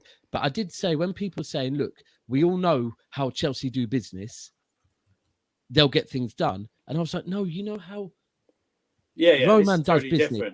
And it's not me even knocking you, right? But the fact is, us as football fans, and I'm sure we're all grown up, we're all intelligent enough men to know that once a deal is done, that doesn't mean the business runs the same the next day, right? Yeah. There's a lot of shit that needs to be done, right? And I do commend him that he's come in and ultimately gone, well, fuck it. I'm going to get my hands dirty. If I have to get this business going, I'm going to get my hands dirty. And I do commend that. The same as with Tuchel. But I think, and I actually think the way he got Koulibaly and Sterling done so quickly was really good. But now it's like, you need to fucking kick on. Otherwise, it's like you... So, I totally agree. I think we need definitely another centre back. We need wing back cover. I would like another midfielder and another attacker. So that's four players. And then on your pre-season, away on the pitch, positive signs. Pre-season, it's been a mess. It's been a mess. I don't like these. I don't really focus on pre-season, but if I do, I just like the guys to stay in one place. I know they don't have to for commercial reasons, but I don't know why, if we're in the States, why we just didn't stay on the West Coast. That's where the LA Dodgers are. Just stay there and have games over there. But it is what it is. Listen, I think we're coming in undercooked. I think. Do you have any more pre-season games? We got Udinese either Friday or Saturday. I can't remember which day it is. We had that conversation, Mo, didn't we, yesterday, about if they didn't, Tuchel might say, do you know what, we're now going to have one behind closed doors or something. I think they might do it. I think they still might do one behind closed doors after the Udinese game because there's a week beforehand. So he's not happy, is he? Tuchel's not happy right now. He's not a happy man. If you lose to Udinese, they should sack Tuchel. No, remember that's why I think he snapped after the. The game when someone asked him, issues with the attack, and he said, "What do you expect? I've still got the players from last year." So he threw all the attackers under the bus because I think he just had enough of protecting them for the past 18 months. As your summer as a whole, what rating would you give it? I gave mine a 5 out of 10. Yours is a shame. No, I know, but what was yours, Monty? What was your rating? So just for the incomings, I give it a 3. Oh, that's as your whole, pre-season, summer signings, currently and everything. Because pre-season's been a mess. Fair enough. I don't rate pre-season, but let's be honest, we haven't looked impressive at all. So you lost to an MLS team and got slapped by us. I mean, that's pretty peak. Yeah, I mean, you can have that for your Florida Cup trophy. That's all good. Don't need it, man. We didn't even celebrate it. You two, I guarantee you. Sorry, you two go for one more minute, and I bet you something happens. But you two just keep going back and forth for a minute. You lot celebrate a winner over Burnley by Snapchatting it or Instagramming it. Don't. Mate, it's because we're huge, mate. It's because we're huge, and there's always some guy. That'll be your end of season highlights. The Florida Cup trophy. Don't worry. It'll be there. Someone else is shameless. I'll be on here soon. Doran told big up him, man. We always win pre-season cups, and yet we never celebrate. I mean, that's actually a fact that Ødegaard said as well, because El Neni went to him and was like, "Lift the cup, bro, lift the cup," and he said, "No, we don't do that here." And he actually said, What do you lift? Spirits. Trophies, mate. What type of trophies? Domestics. When? Which ones? When? Well, 3 years before Man U, that's for sure. The guy can't even finish above his. I'm not going to. You won 3 Premier Leagues. None of them teams that matter. You won 3 Premier Leagues. None of them really that important. You can bait me as much as you want, but one of them is just let's not talk about it because you bastard! You knew what I'm fishing for. Of course, I just messaged in the group. He's going to say Invincibles any second. Yeah, but it's just unmatched. So let's just not talk about it because there's no point. You, Mo. Unmatched. Totally. Even Ferguson said he can't be matched, so that's enough. Trebles easy to do, isn't it? Trebles. Anyway, so you actually ended on 3 out of 10. Listen, I'm not. That's why I say talk to me on September 2nd. If we get all the crap out that I want out and we get the signings, I may feel different. But we, as much as I want incomings in, the outgoings are even more important for me this summer. Because can I comment and say one of your incomings though? Amari Hutchinson is a still. No, honestly, can I be honest with you? I'll have to take your word for it. I'm not interested in the academy. I'll be real with you. He's a baller. He's a baller. I understand. I always said years. It was Charlie Patino, Amari Hutchinson, Florian Balogun, and Jalen Edwards. That they were like our next guys, and you got one of them. Like he's going to be a baller. I'll have to take your word for it, but I've never seen him. I've only seen clips of him when we signed him. That's all. I don't. I think for Arsenal fans, I could get that as well because you've had that many players in your academy that you're so like, many until I see players. someone break through, I kind of don't want to get excited because you have been blessed with a lot of young talent. Right, okay, so 3 out of 10. I'm not going to lie, Winter Surf. I think that's harsh still, but Cass probably put you there by saying he'd given United 5 out of 10. Well, United have had a better pre-season on the pitch. So he's put it as 5. I can't put it higher than 5. No, that's fair. I think 5 is harsh, but okay, it's respectable. I think the thing is, I do think your next play through the door will be quality, and I think the one after that will be quality. It's just if you get enough done in time, and I do think we'll still be busy up until the last day of the window. I think I guarantee it. Whether it's incomings or outgoings, we will still be busy. That's what I think. So, Monts next. Before we move on, do you want to give a quick? We're going to move on to Monts next. But before we do, Cass, do you want to ask for any more likes or ask for any more? Yeah, obviously, I'm just going to run it here, guys. 150 people in here, 123 likes. Lovely. Thank you. Thank you. Basically, 123 people. I mean, 123 likes. It should be actually. It's not quite doing it right now.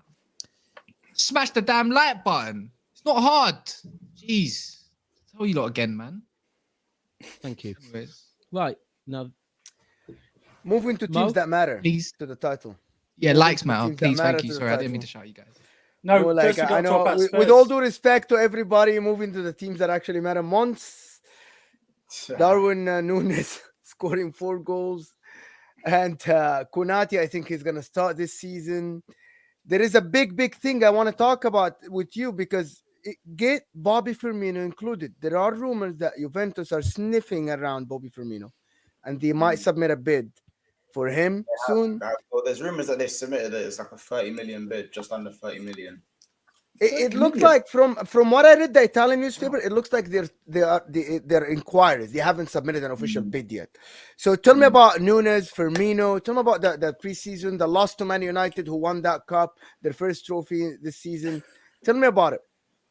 I mean, obviously, Man United are treating preseason like it's the fight. It's like they got one game to make top 4. And this is the game they got to win. That's how they're putting out a first team every single preseason game they get. So obviously they need to hit the ground running or they're done for. So I'm not hating on it. Like, it's just a bit keen, you know what I'm saying? But talk on your rivals, bro, not on them, man. Yeah, no, just saying, just put my 2 pence in there. But in terms of, well, let's just start with Darwin Nunez. Darwin Nunez still has a lot to prove for me on the ball. At times he looks borderline horrendous. I'm not gonna be one of those guys and act like he's the truth. I like it. Anyone who knows me knows that even since we were linked to him, since he was linked to Man United and other teams, I was chuckling. I was doing I would do this. And then all of a sudden he's holding up a Liverpool shirt. And I was kind of like, million. For 8 M's. Oh, right. This is awkward. This is awkward. So, and that's only because I don't think he's a bad player. Let's get this straight. I don't think Darwin Nunez is a bad footballer. He's not shit. I think he's overpriced. If someone is playing in the Portuguese league, which I think is on par with the Championship, and he's bagging 30 odd goals in a league that's on par with the Championship, like the way I was seeing it at the time, I was like, we might have just got fucking Mitrovic or some shit. He scored like 40 goals. Do you know what I mean? Like, I don't respect the Portuguese league enough for you to have one good season in there and then for you to be 80 million. I'm sorry. Like, that's just the way it is for me. I don't know why. I'd blame Neymar, blame PSG, blame that man over there for fucking up this market because, like, it's not even like a player's sound like Barcelona right now, blaming PSG. Yeah. If you have 5 good seasons in a bad league, then listen, consistency or 3 good seasons, consistency, but 1 good season, and all of a sudden you're paying record-breaking prices. They're in the market. Let's be honest, there's not a lot of great options up front in the market right now. Let's be honest, it's a limited market. But 80 million for Darwin Nunez is very overpriced for me. On top of that, we've let go of Mane, we've let go of Origi, and we've let go of Takumi Minamino. So I think it's too much pressure on a 22-year-old with that price tag. It's like a recipe for disaster. I think he'll come good in the long term. I think we won't see a good Darwin Nunez this season. I think in the second season when he's embedded and he has time to get used to the system, I think that will be the best Darwin Nunez we'll see, maybe in a couple of years or the season after this season coming. But on the ball, in the Prem, with the intensity, he really needs to improve the first touch. You know, the dribbling's not the worst in the world, but it's like just technically overall. I don't want a 6-foot Jota. It's not what I came here for. No, I did shows with you. You weren't. Now, to be fair, and I get it because as a City fan, when I think it was actually just after Salah had been away at the African nations and Mane, Jota actually was stepping up and scoring some quite important goals for Liverpool. And then I was doing shows with Monts and a few other Liverpool fans, and they were really slating Jota. Not slating him, but they were like, pretty much apart from his goals, he offers nothing. And to me as a City fan, and I'm very vocal on this, I don't watch Liverpool play football. I don't want to watch my rivals win games, so I don't watch them unless we're playing them because they're not going to win them. And they're speaking this on Jota, and I'm like, I'm confused because right now we're calling out for a striker that's just going to score goals in games that we need them. You know, Palace, Southampton, those games where we weren't. But you've always been that about Jota, so I do get what you're saying, that you don't want another Jota, you want another Mane, right? Well, there is no other Mane in it. Let's be honest. There's no other Mane. I just think for the system, Saka, maybe Monts. Saka, Mane. Let me put it. Please. You don't want a number 9, right? This notion that Saka will do good in my system is BS. But anyway, let me just get this straight with certain Liverpool fans. I can see them in the comments, and I know I'm burning certain Liverpool fans in the comments already here. For those who think there needs to be a major change in the system and that you need a goal scorer, we need a 9, all of this stuff, change isn't always positive. Let me tell you guys that change isn't always positive. And we were 2 games up of winning the quad. So what major changes really need to be made? Personnel changes in a few spots, yeah. But in terms of the system, why are people saying we need a major 9 and no longer a false 9? When a false 9 is the only success you might have seen in the last 10 years. And it's arguable. I know you said it. I think you said it. Your midfield option. You need a midfield option, right? Bro, we've only ever seen success with a false 9. Yeah. And it's the same. Number 9s are dying and they're overpriced. Like, you know what I'm saying? And I'm not saying if we a 9's gonna ruin everything. I'm just saying let's stop acting like this guy's the new Suarez. Man are saying a raw Suarez. You know, raw is just a cop out for saying a man's shit. When people tell me Nuno Tavares is raw, Donny's just whack, G, and he's not ready for the Prem. That's just what it is, bro. It's what it is. You know what I'm saying? Like, if you want the real raw, Diaz is raw. All eye test but can't hit a barn door. You know so Aiden says, so should we have a false 9 forever then once? No, we shouldn't have a false 9 forever. But what I'm saying is people are crying out for Darwin Nunez like he's the answer. He's not the answer. He's just something different. And we don't know if that difference is going to be positive or not. And right now, it's too much pressure on something different. You don't need an answer. You need a tiny answer. Imran correctly highlighted this as well, by the way. I big up for the super chat. We'll read that out. False 9 hasn't been the only success. Pep played with Aguero as the main man. I'm talking about City. I'm talking about for Liverpool. But you know but I'm saying... Go on. You know what the problem is, Monts? Just have one thing. Just one thing. You know what Darwin Nunez reminds me of? He was a very successful forward back in the days. It's Filippo Inzaghi. Plays exactly the same. He's not great on the ball, but gets on all the right positions. The problem is these forwards disappeared. They don't exist anymore. These number 9s that pop in when you need them. Like Mourinho said, Filippo Inzaghi is the best guy that will pop in when you don't see him and he's going to score. The problem is you need players to get involved. You need a player with a better touch, which is what you had in Firmino, which is what Aguero was. Aguero was a number 9, but he had a great touch. Aguero used to assist. Aguero used to get involved. Based on what we see, this guy, Darwin Nunez, might score goals, but the system that you play gets everybody involved, needs a better touch, and this is what we do. Right. And you know what it is? And I don't mind. I think Darwin Nunez is gonna. By the way, is my connection okay? My connection. Yeah, fine. You're blessed. My thing is with Darwin Nunez is like the reason I'm not even asking for him to be, but people think, Monts, you just want him to be Bobby Firmino. You want him to be prime Bobby Firmino. No, I don't want him to be prime Bobby Firmino. But when it comes to playing Manchester City and teams like that, in transition, you have to be borderline flawless at times. But so when the ball's coming to you and it's bouncing off you, like again, our wingers, Salah and no longer Mane but Diaz, it highlights their deficiencies. When you have a man that can't be prolific in transition, it highlights our wingers' deficiencies way more. Go on. I was about to say they're not the same player. So I want to say this again: they're not the same player because people don't listen. Do you remember when Barcelona bought Zlatan in I think 2009? It interrupted their system. It interrupted. He was the main guy up front. They weren't the same. I know they won. I think they won a title that season, but they weren't the same as they had been the previous season. And and then Pep obviously got rid of him the next summer. It was just I don't like you said. Your system I think doesn't suit. At the moment, it's not to say that it's not to say that he won't come good. I still believe it will come good. I will believe it will come. I believe he will come good. It's just the fact that do we have time to wait for Darwin Nunez to come good? this is the thing. When you lose Not if Mane, you want to do challenge, you have no. time to wait for Darwin Nunez to come good? Or does he need to hit the ground running? He needs to hit the ground running. Do I want the pressure of him to have to hit the ground running? No. You don't put that pressure on a 22-year-old to hit the ground running, bro. Do you know what I'm saying? You either keep Mane and bring in Darwin Nunez, and then, okay, Mane's, you'll leave the next year, and you take that year to learn the system. Now, he kind of has to learn and score. And let's be honest, he's played 100 minutes, and before those 4 goals, the magnifying glass was mad.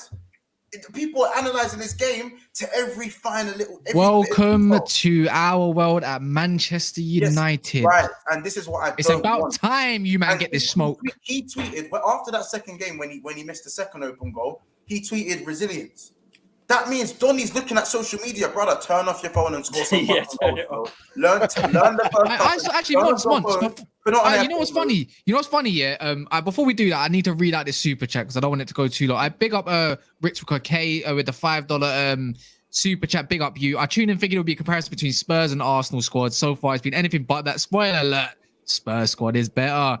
So I big up that one. I was gonna say about that on that notion. I saw something about Darwin Nunez. Apparently, he's had to go for some sort of not psychiatrist or psychologist thing about him being sensitive or something like that. Does that not back up that he did? Not even. He had a bad spell. He had a goal drought at some point in this season, and he wasn't sure what was going on, so he went to see a psychiatrist about it. But Mane done the same thing in the season where we came third. Mane was here going to specialists. Wow. Fair. Do you know what? Can I just speak on that quick? Because I actually think right, that's interesting, mad interesting, because I think I've said on 1 or 2 other streams, if I was a Liverpool fan this summer, looking at your games and looking at ultimately, let's just say looking at Darwin Nunez, 1 or 2 games he didn't score, right? 1 or 2 games, it's fair to say he missed sitters, and do you know what? A lot of footballers miss sitters. If we went through every single one of our teams, including Mo's Tottenham, we would see our teams missing sitters. But it's the fact that he's bounced back so damn quickly for me. That is what I would take. I'd look at it and think, do you know what? I mean, and sorry, Cass, not throwing shade, but you can take it if you want. Rashford, we're still waiting for him to kind of bounce back, to be honest. Whereas the fact that Nunez so quickly has bounced back and scored 4, I think maybe if he has gone and seen a psychiatrist, maybe it's worked because he's bounced back quickly. And I'd see that as a positive, that the guy, whether it be maybe Klopp's had an influence or whatever, but I wanted him to get into that drought where he was not scoring. And I wanted him to carry that form into the league. So when I see him score 4, I think, you know what, that shows that this guy has something in him, a mentality in him that he's not going to get caught in one of those ruts. Yeah, and as I said, I think he's definitely going to get goals this season. I still think he'll get between the 10 and 13 range in the Premier League. I think maybe overall in the season, I think he'll get maybe 18 to 20 in all comps, maybe. But again, I don't want, just to make this clear, Liverpool fans in the chat, because I can still see you, man. Yeah, I do not want him to be prime Bobby Firmino. I just want him to do the basics well, or to a certain standard, because to play for Liverpool Football Club, you need to do the basics in order to maximize the system. You want to maximize the system. This isn't about individual brilliance. This is about maximizing the system, and that is where we will get our success from. If you think otherwise, then I don't know, go sit over there or something. But that's what I'm trying to say. Not over here. You're not welcome. But I think, but at the end of the day, that's just me on the Darwin Nunez thing. I hope he does come well, just to prove the haters wrong as well. But away from that, addressing what you needed. Yeah, so we've just to confirm as well, we've let go Takumi Minamino, we've let go Origi, and we've let go of Sadio Mane. Obviously in January we brought in Luis Diaz, who seems to be the long-term Mane replacement, and obviously Darwin Nunez is coming. I still think I'd like another attacker in my opinion, because I don't really like the idea of Fabio Carvalho maybe on the left wing. I think he looks really good in the 10 unless we're going to play 4-2-3-1. I think we are going to go to a more of a 4-2-3-1 to accommodate the fact that we're not going to buy anyone else. You know, because apparently, according to Klopp, Harvey Elliott's the guy, and we don't need another midfielder after submitting an 80 million bid for Tchouaméni at the start of the window, because that makes all the sense in the world. So it's one of those things where we are quite lucky that a lot of our players are versatile, but I think we do need just that one more signing to make a perfect window. I do think Calvin Ramsey was a signing that we needed. I do think we are fine. Left back, centre backs, we're fine. I think the midfield is where we need work. Henderson is running out of gas. Obviously, Harvey Elliott's come back from his injury, and I think maybe Carvalho might be 8, 10. I don't know what Klopp's going to do there. Now, do I think we've compensated? Do I think we've regressed or progressed? I think we'll have to see maybe midway through the season, because I think that's too reliant on Darwin. If Darwin Nunez starts off well, then we've progressed. If Darwin Nunez is gone. Bro, that right there, sums up. And I'm glad you said that, because this is a thing with Liverpool. And I've sat and watched it, and I've had my opinions on kind of the meltdown after you lost the league and lost the Champions League. I watched the meltdown thinking, this is fucking crazy. This is insane. When I've had my chance after you'd lost the Champions League to go in on Liverpool, I said, I'm not going to go in on you because I get it. You tried to win every competition. And you know what? When you play Chelsea in that semi-final, you look fucking knackered, man. That's what happens when you try and win every single competition. People don't do it because it's very hard, right? Very, very hard. And I started seeing Liverpool fans throwing toys out of prams and talking about 2 midfielders, or not all. And I actually can't remember which ones it was, but some saying, if we don't get 2 midfielders, we're going to finish 3rd or 4th. And it's like, come on, man. Like, come on, let's be real. Mane went, and let's be completely honest about Mane. Last season wasn't his best season. He was playing out of role in a position that ultimately you have bought a player to now play in that role. Jota can also play in that role. Yes, you might need a midfielder next season, end of the season. Maybe this season a bit, but it's not like, fuck me, Liverpool's midfield is dog shit, right? No, it's not come from nearly winning the quad to being dog shit overnight. No. Before we go into this, go ahead.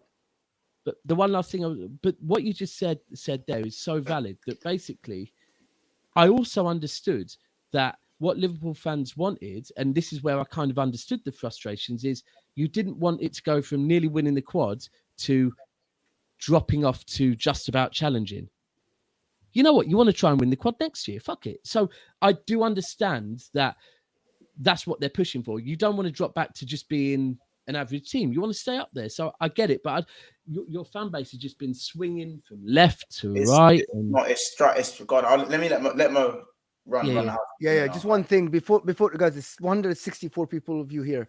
There's 130 likes. That at least 30 of people have not hit that like button. It helps us expand. It helps us bring you more content every day. We're trying to bring the level up. Just help us expand. Help the algorithm. It makes big difference for us, guys. Hitting that like button makes a massive difference for us as a channel. So please, if you haven't, go ahead below the video, hit that like button. If you're on a web, switch your YouTube app to hit that like button. It is very simple. It is free, but it helps us a big deal. Thank you so much for everybody that is watching and have stayed with us all of this time. And we're going to go back to super subscribe. Who's Monts? Aswin Kay says here, big up for the super chat. It says Tchouaméni would have been perfect for Liverpool. Perfect. Yeah. Perfect for lots. So I feel like everything I say is going to cut. As I said, the Liverpool fans ain't really been liking too much of what I've been saying recently. But I just think that the Liverpool fans striving for perfection are screaming out for a midfielder, because again, they want to bridge the gap to City and they want to be the best of the best. And I understand that. That's why I don't get on the man for screaming for a centre mid. I'm not a hater for that. Like, I hear that. I also think that we need to understand that when you are 180 minutes of a win in the quad, it's not as bad as it seems. It's not as bad as it seems. You're right. You're right. It's really not. And also, it's fucking terrible. Mane was on a slow decline.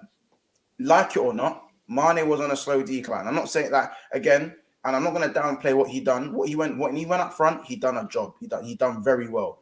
But for, like up until AFCON, he was cheeks. We brought in Diaz, and he was already a better left winger than Mane. It was just good enough that when he went up front, he started pulling up trees. Otherwise, he definitely would have been gone at the start rather than a delayed move in the middle of the summer. You know what I mean? Do you ever see Liverpool going for Jude Bellingham? Yeah, that's what we wanted this season, innit? But I think now it's looking like next season he'll probably choose between Liverpool or City. Ideally, like Monts, I'd what that sounds better with saying Monts. Ideally, Monty with a Y. Just do that. Ideally, I would have liked Barella. Barella would have been my Barella's a baller replacement. I think he would have fitted perfectly in the system. He's never leaving Italy. But he's in that Italian chokehold. Mo just came alive then to talk about his second team. I don't know how you man got Koulibaly out of the Italian chokehold, innit? He had one. Mate, Scamacca as well. Scamacca's going West Ham. I don't know how it's happening, bro. Serie A players just don't leave. They don't. They just move to each other's rivals. They just and then end up at Juventus. Yeah, and then on a free, by the way. No. What do you mean? It's a payment plan of a box of Special K over 15 years. You know. There you go. No, it's a 2-year loan with an option to buy. That's what it is. League deals. Napoli supplying pizzas, bro. Do you know, it's the only thing I would say that Klopp is a bit too sentimental in terms of, again, he's like, Harvey Elliott's the guy. He's gone, Bobby Firmino's looking class. He's looking this and that. Like last season, he said, like when you guys got Grealish, when Chelsea got Lukaku, when United got Ronaldo, Sancho, and Varane, the Klopp's on top of that, Klopp just went, Origi's world class. And then the whole Liverpool fan base blew up. I'm going to be honest, I think if we get top 4, I think Bellingham actually might come to us. I think it might happen. No. Anyway. You can't throw it out. You can't throw out the situation. Champions League holds a big deal with players' decisions, and I reckon we would have a good chance. Considering we get a starting place as well, pretty much. I'm just saying.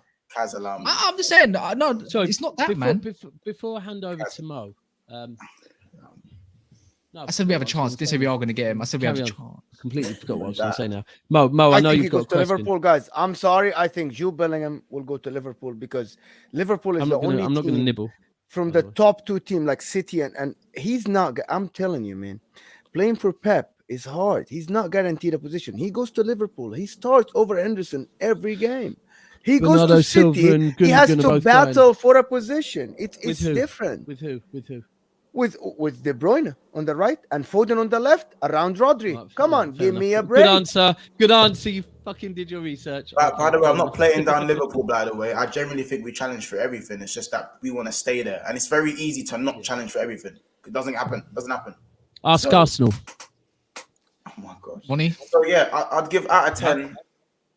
Oh, nothing. Yeah. For people that are saying that, you guys are, someone in the comments said you're losing. I'm not gonna move to City. Just one answer to that thing. Jude Bellingham is not gonna go after all this media hype. Is not gonna go to a club knowing that he has to fight for a position. He's either gonna go to Real Madrid to replace Modric, or he's gonna go to Liverpool to replace Henderson. He's not gonna go to City. Listen to Haaland. He's not gonna go to City and try to listen to Sancho. He's not gonna be a replacement for. He's not gonna be a replacement. I'm just giving like Pep? for like, man. Who's Pep who are fucking phenomenal sporting directors that managed to get Haaland over the line? What are they going to say to him? Come on. Anyway, he's not gonna go. He has to battle Foden and then De Bruyne. So it's very hard. And I'm not sure he's better than either of them. So I think it's gonna be Liverpool. And I should run a poll. I should run a poll. Where does is he better than Saka? I tell you, should have run a poll. No, Chelsea should have ran up. Chelsea should have ran after a poll and got him to play through the middle with Sterling on the left, but they didn't want to do that, did they? I'm just trying to judge whether that's a pause or not. Give me 5 seconds. I'll leave that. I salute you. No, Winter, it could have been a pause. I salute you for that one. I'm going to give the window so far a 7.5 out of 10. All right, is that the window and also the window and your pre-season? Yeah, no, the window and pre-season. The window, I'll give it probably a 7 out of 10 for both. Yeah, both. Yeah, including Diaz. Drop it to a 5 Are you including Diaz here? Man United 4-0. No, that's the first time they beat us in a while, so that's fine. Since the FA Cup, right? We discussed it on the. Yeah, since the FA Cup, and if you want to talk in the league, the last time they beat us since 2018, so. They can have that. Now, it's what's that? If they want to, I assume people are going to be counting preseason games. 100%. That's a joke. In the final, bro. Most club already are. Tottenham. Couple man are starving for that. So what's your rating then overall? Oh yeah, What do you go mean? ahead. He said What's 7. your rating overall? With 7. 7.5. 7.5. Darwin You're Nunez. including Diaz, Monts. You're including Diaz in this, right? Huh? You're including Diaz, huh? No. Diaz come in January, so I'm he's not. a I know, but January you're signing. including as a replacement for Mane. Like Diaz is coming in as a replacement for Mane. Diaz is a Mane replacement. Diaz is the Mane Yes. replacement. Like the 4 goals made the 0.5. Those 4 goals from Darwin Nunez made the 0.5. Because I'm not gonna hype up Darwin Nunez. I need to see some shit. Just need to see something. Tell me something. 4 goals in the game. No. In when it matters. When it matters. Not when it doesn't matter. Like the 4-0 was just for me to clown people that were cussing him. Because let's be honest, guys, it was a bit too much. Darwin Nunez it was too much slander after 60 minutes of football. Come on. The people were going too far with it. That's why I had to step in and be his defender, even though I had to be his defender, innit? But yeah, that's Monts, you need to leave. Where can people find you? I think people know already because he's in the description, but he's on our channel. He's like kind of like our cousin, I'd put it. First cousin, though. He's not second cousin. Yeah, definitely first cousin. Like, come on, Yeah, he says to subscribe to, to never refer my bio. Like, all right. So you're kind of like a kind of half brother then. Right. Yeah, I'm the half brother from the stepdad you look like the stepdad no one likes. Like, I'm the half brother. Like, that's actually cool, But no, Big Six Bands. Anyone on the mods can just dash the link in there somewhere. We just touched 1,800 subs today. So 1,800, not 1,872 or nothing. No, 1,800 today. So if you guys want to help us, the road to 2K. I don't know if we can get to 2K before the start of the season. It's a big ask. It's 10 days, 200 subs or 199 subs. Can we do it? I don't know. There's 100 odd people in here. So if you don't want to ask the algorithms, help me out. Y'all want to help me out? Y'all want to help me out? You know what I'm saying? This is a great channel over here. You'll see me here quite a lot anyway. So let's expand the family. Thank you for having me as well. Link is now there. What Pablo said. Big him up. And Pablo, could you post the Discord as well, if you don't mind? Cheers. Once it's done, and this girl danced for you as well. I also forgot to turn on the monetization. Green screen. The green screen. So thanks for joining us, man. Take care. I know how hard it is to be honest when your fan base are against the honesty. So I salute it, bro. Honestly, yeah. So it comes on each side of it. But listen, guys, take care and peace out. 3 months. In a bit, mate. I'm 9 likes away from 150, guys. That's a big up to you, man. We have to get there. We have to. Get there. Should we move on to Spurs next, Monty? Yes, Spurs. No, let me ask a question before I move to Spurs. I wanted this conversation to be led by asking everybody on the panel. Do you think Liverpool are close to City or they are close to Spurs? No, they're close to City. They're close to City. So the distance is closer. At the moment, Liverpool are closer to How City. dare you fucking put Spurs. Spurs up there? Sorry. Let's not overrate Tottenham right now. Mo the Tottenham fan. But for real, that is wild. I mean, you're talking about 2 clubs who win stuff and a club who's done fuck all. I'm talking next season. What do you think, Monty? You don't think that the distance is going to be closer between Spurs and Liverpool than the Liverpool because a lot of people are saying that they see Liverpool dropping a little bit. I would agree with that, and I said I was on a podcast just before this, and I said like a bold statement. I think Liverpool, Man City will drop more points than they have. I mean, like they're 95 point haul, 97 point haul, 99 100 points, 100 points, 100 points. I agree. But I think they're not getting that again this year. I think the winner of the Premier League will probably get 90, 91, maybe 89. I think the quality that has been added across, that's from Spurs, Arsenal, Man U and Chelsea, even West Ham and Crystal Palace, to be fair. Exactly. Like Newcastle, Aston Villa, they did all their business early. And do you know what's even mad as well? I mean, I know we haven't even spoken about it. We're talking about transfer windows. The best transfer window in the Premier League so far is Nottingham Forest. Ooh. Mate, they've spent a lot of money. I mean, but it's not. But they've had to. They had 9. They had 9 players release. I mean, who did they get? They've got Henderson. They've got Lingard. They've got I'm trying to think. They've got Hennessy. Salute to Lingard's agent or Lingard on that deal, by the way. Salute to. Yeah. But I mean, grand a week. But they got Taiwo. Yeah, but it's not proven. Come on, Bo. It's not proven. I hear what you're saying. It's good that they've been back, but. So it's Monty talking. I'm gonna bring the super chat again. Okay. Yeah. Sorry. It is. No, go on. No. But you know what? On paper, I would say Spurs' squad is better. I would on paper, but as a cohesion and a unit, I don't know. But the issue is. But they have the better coach. But they have way better coach. Like there's not even a comparison between both coaches. But this first half of the season is so congested. All I'm going to say is Conte is a better coach in terms of he's had a lot more experience. He's got trophies. He's won it across all the leagues. Still hasn't won anything with Spurs though, has he? But in terms of the style of football, right, and what's going on, I mean, in terms of the squad and what he's got a better player. He's got better players individually, right? But in terms of the style, it's not better. No, I wouldn't say it's more attractive than Arsenal. Like, it's just, yeah, he does. No, he does. No, he doesn't. Mate, no. Okay. I tell you, Bentancur and Højbjerg wasn't good in your team. You wouldn't take Højbjerg and Bentancur. No, of course you wouldn't. The only two players I'll take in your whole squad would be Kane and Son. That's what I'm saying. See, I'm taking your words and I'm just telling you, you won't take most of the squad in your team. Højbjerg's better than El Nene. Spurs have a better squad. No, but Højbjerg's better than El Nene. Yeah, but I'm saying in your squad. He said in your squad. No. I'm talking about starting 11. He's talking about like the starting 11. You don't even have a recognized DM. Anybody but a Kane and Son, the only two players you would take in your team. Yeah, but the thing about Kane and Son is they are. This is the difference, and that's why Tottenham. Mero's better than your centre backs. That's why City and Liverpool I don't want to do this, man. I don't want to do this. No, but it's just like they're both world class players, and you have those.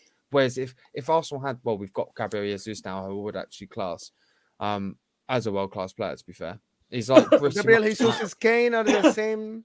Gabriel Jesus, no. I mean, Kane is like arguably one of the best 1-2 strikers in the world. I mean, there's only Lewandowski who I'd put in the same bracket. Benzema. No. Benzema.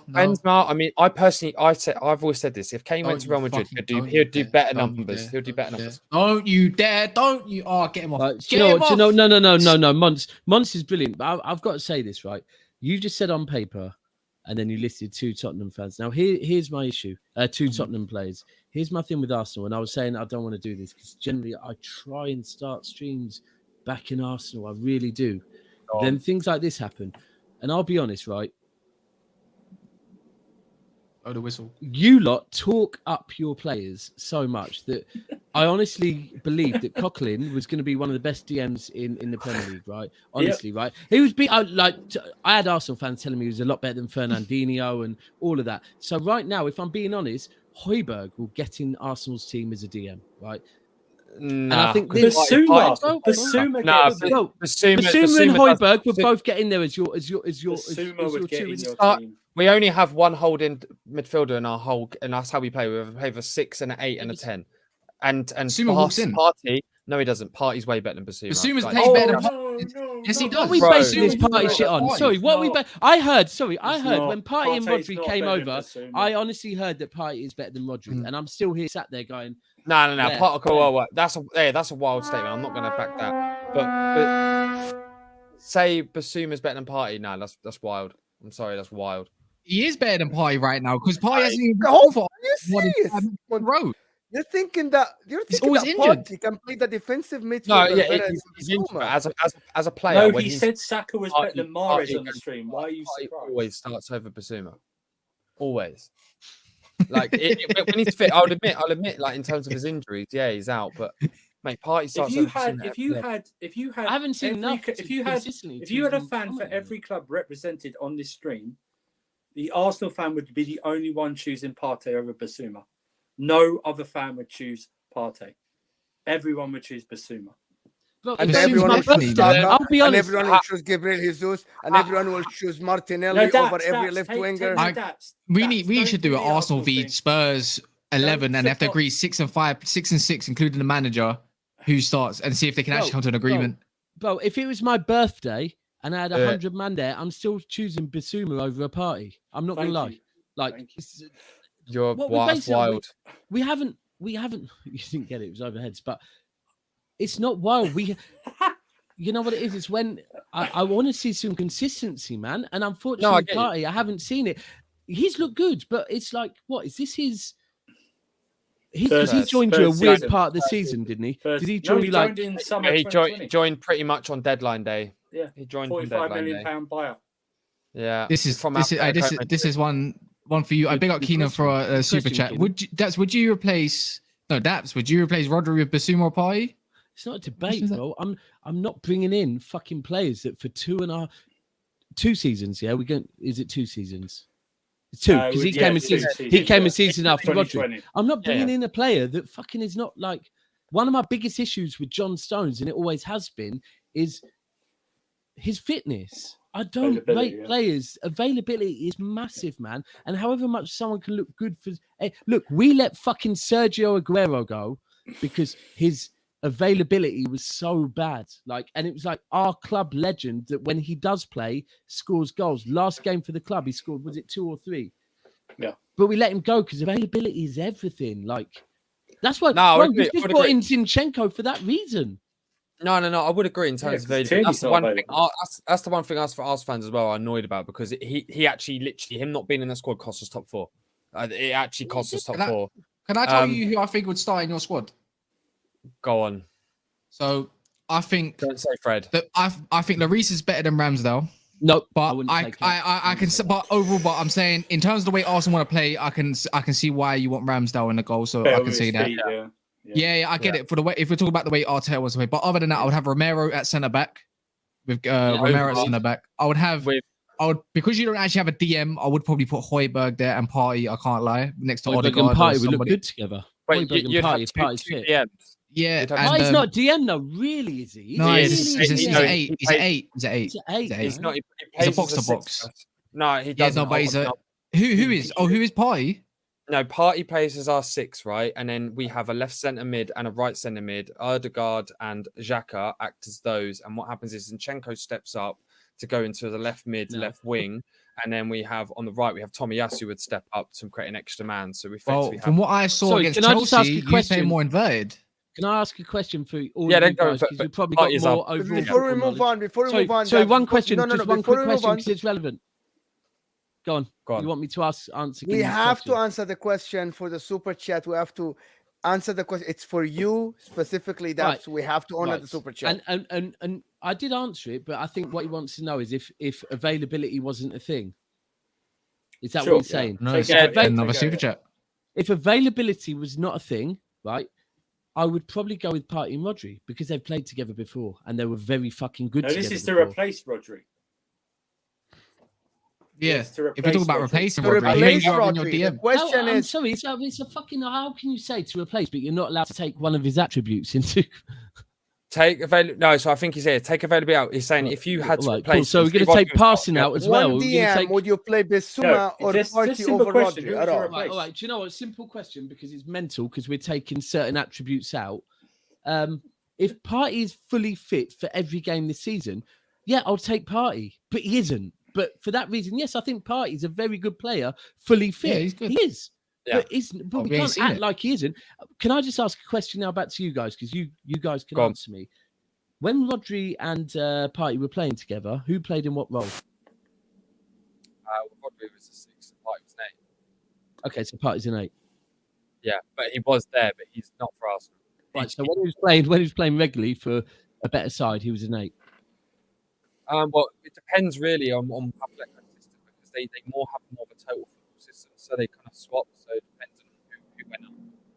God's sake. See, this is what happens. Sorry. No, the question was not who would I take over Rodri.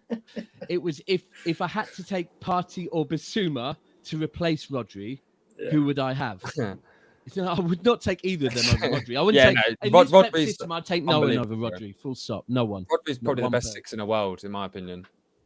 He's unreal. Under Pep's system, yes, he is definitely. Yeah, he's unreal. Do not judge players on Pep's system. You can't do that. We established this. Let's not get into this, or someone's going to pull up Trent. Yeah. So what? So if we're talking about, if we're going to have to give Spurs a whole rating, Spurs, or we're going back to Arsenal again? We're going back to Spurs. No, go to Spurs.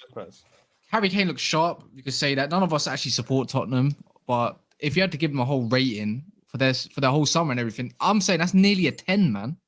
Yeah, no. There is one. Even Spencer on the right side. Conte's not convinced of the guy. This okay.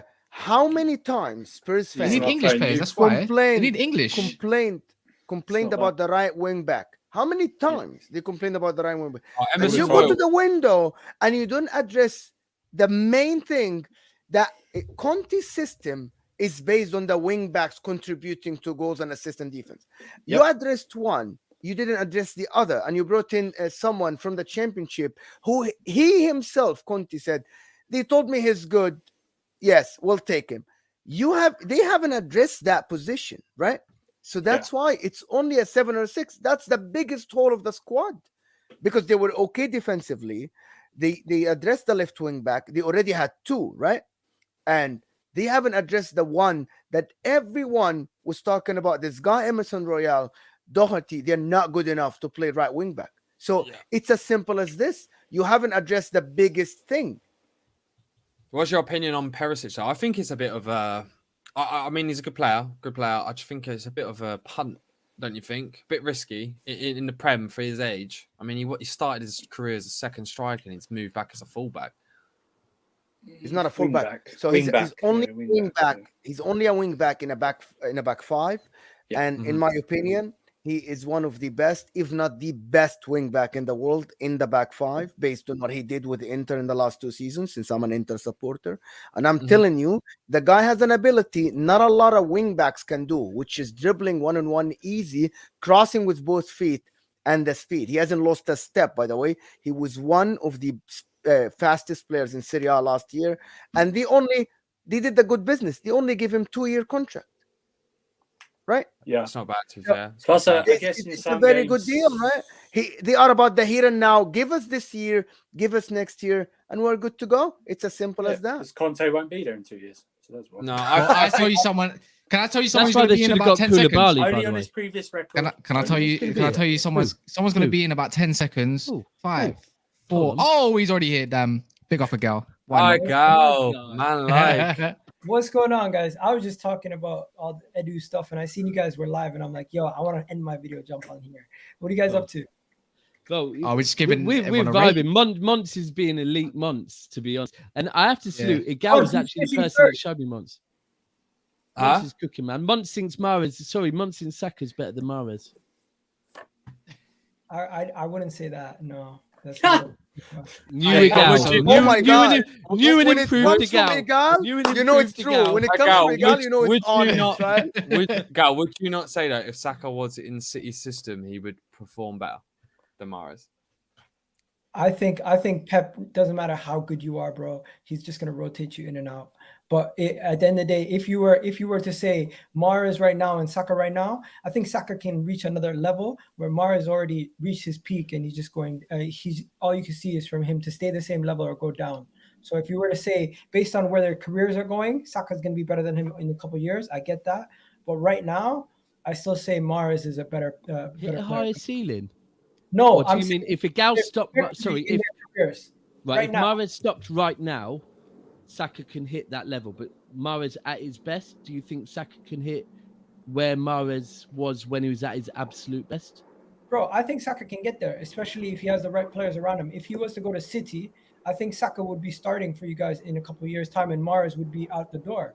That is my point.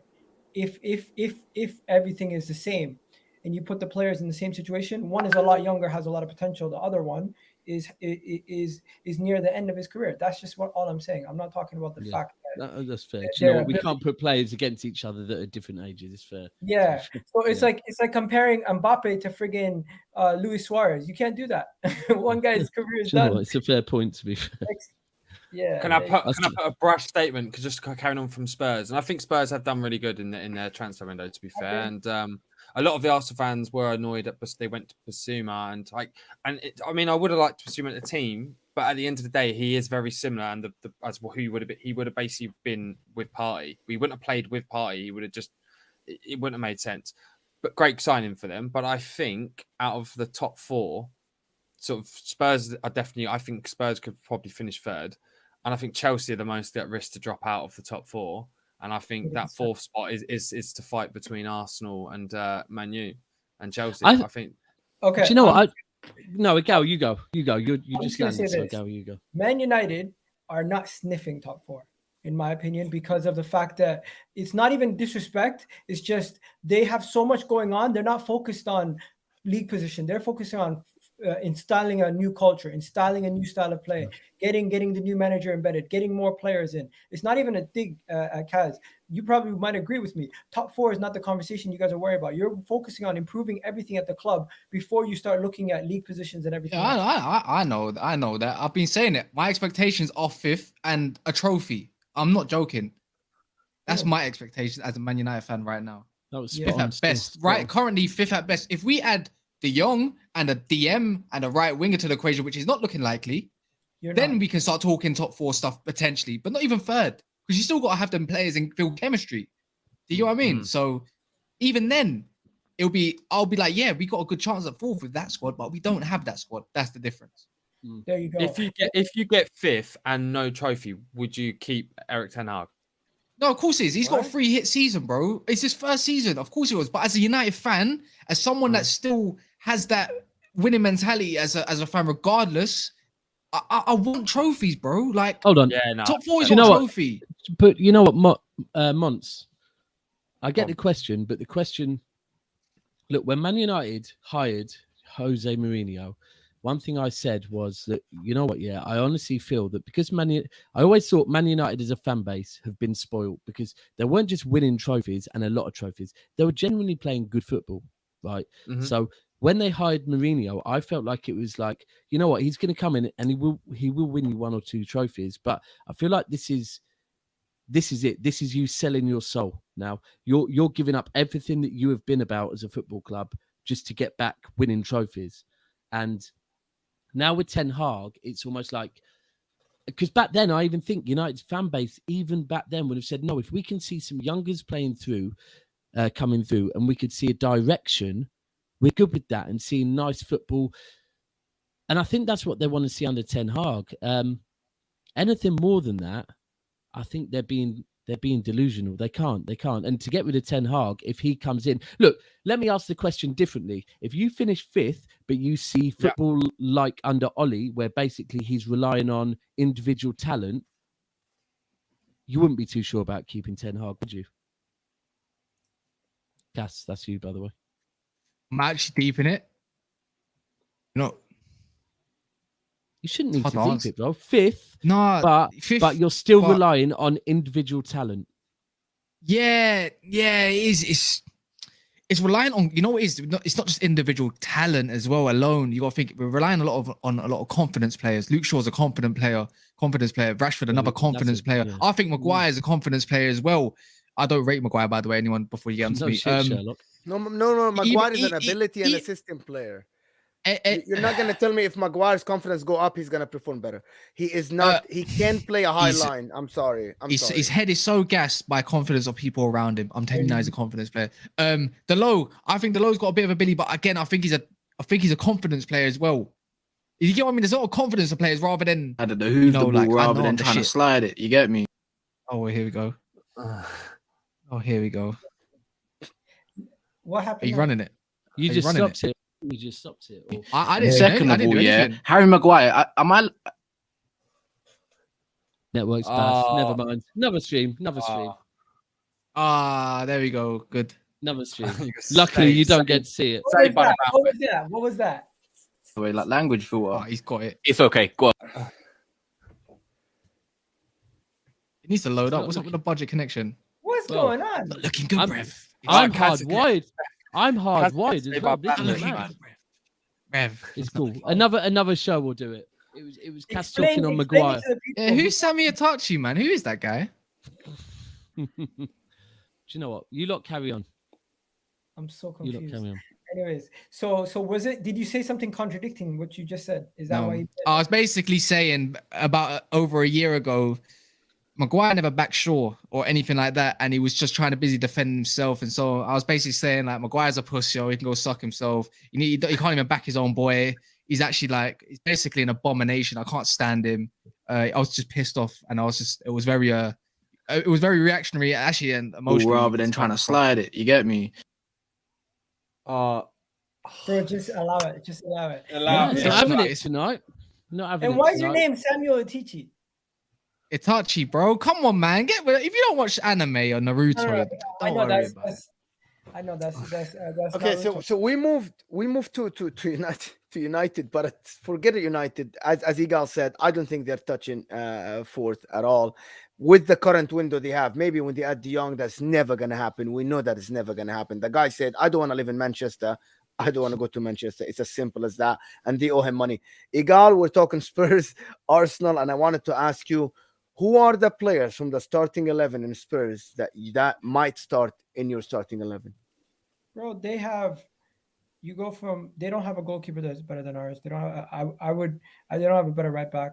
Defenders, Romero, that's it. No, I would take our left backs. You go to midfield, I would take Basuma, Partey, and Odegaard. That would be my midfield. Front three, I'll put Saka, and then Kane and Son. So they get what? A total of 4 players. I would put 4 players. You said Bissouma, Odegaard, and Partey. I would say in the midfield, yeah. So for them, I would put Basuma, Romero, Son, and Kane. Those are the only players that get into our team. Do you agree? So you think your team is better than them at the moment?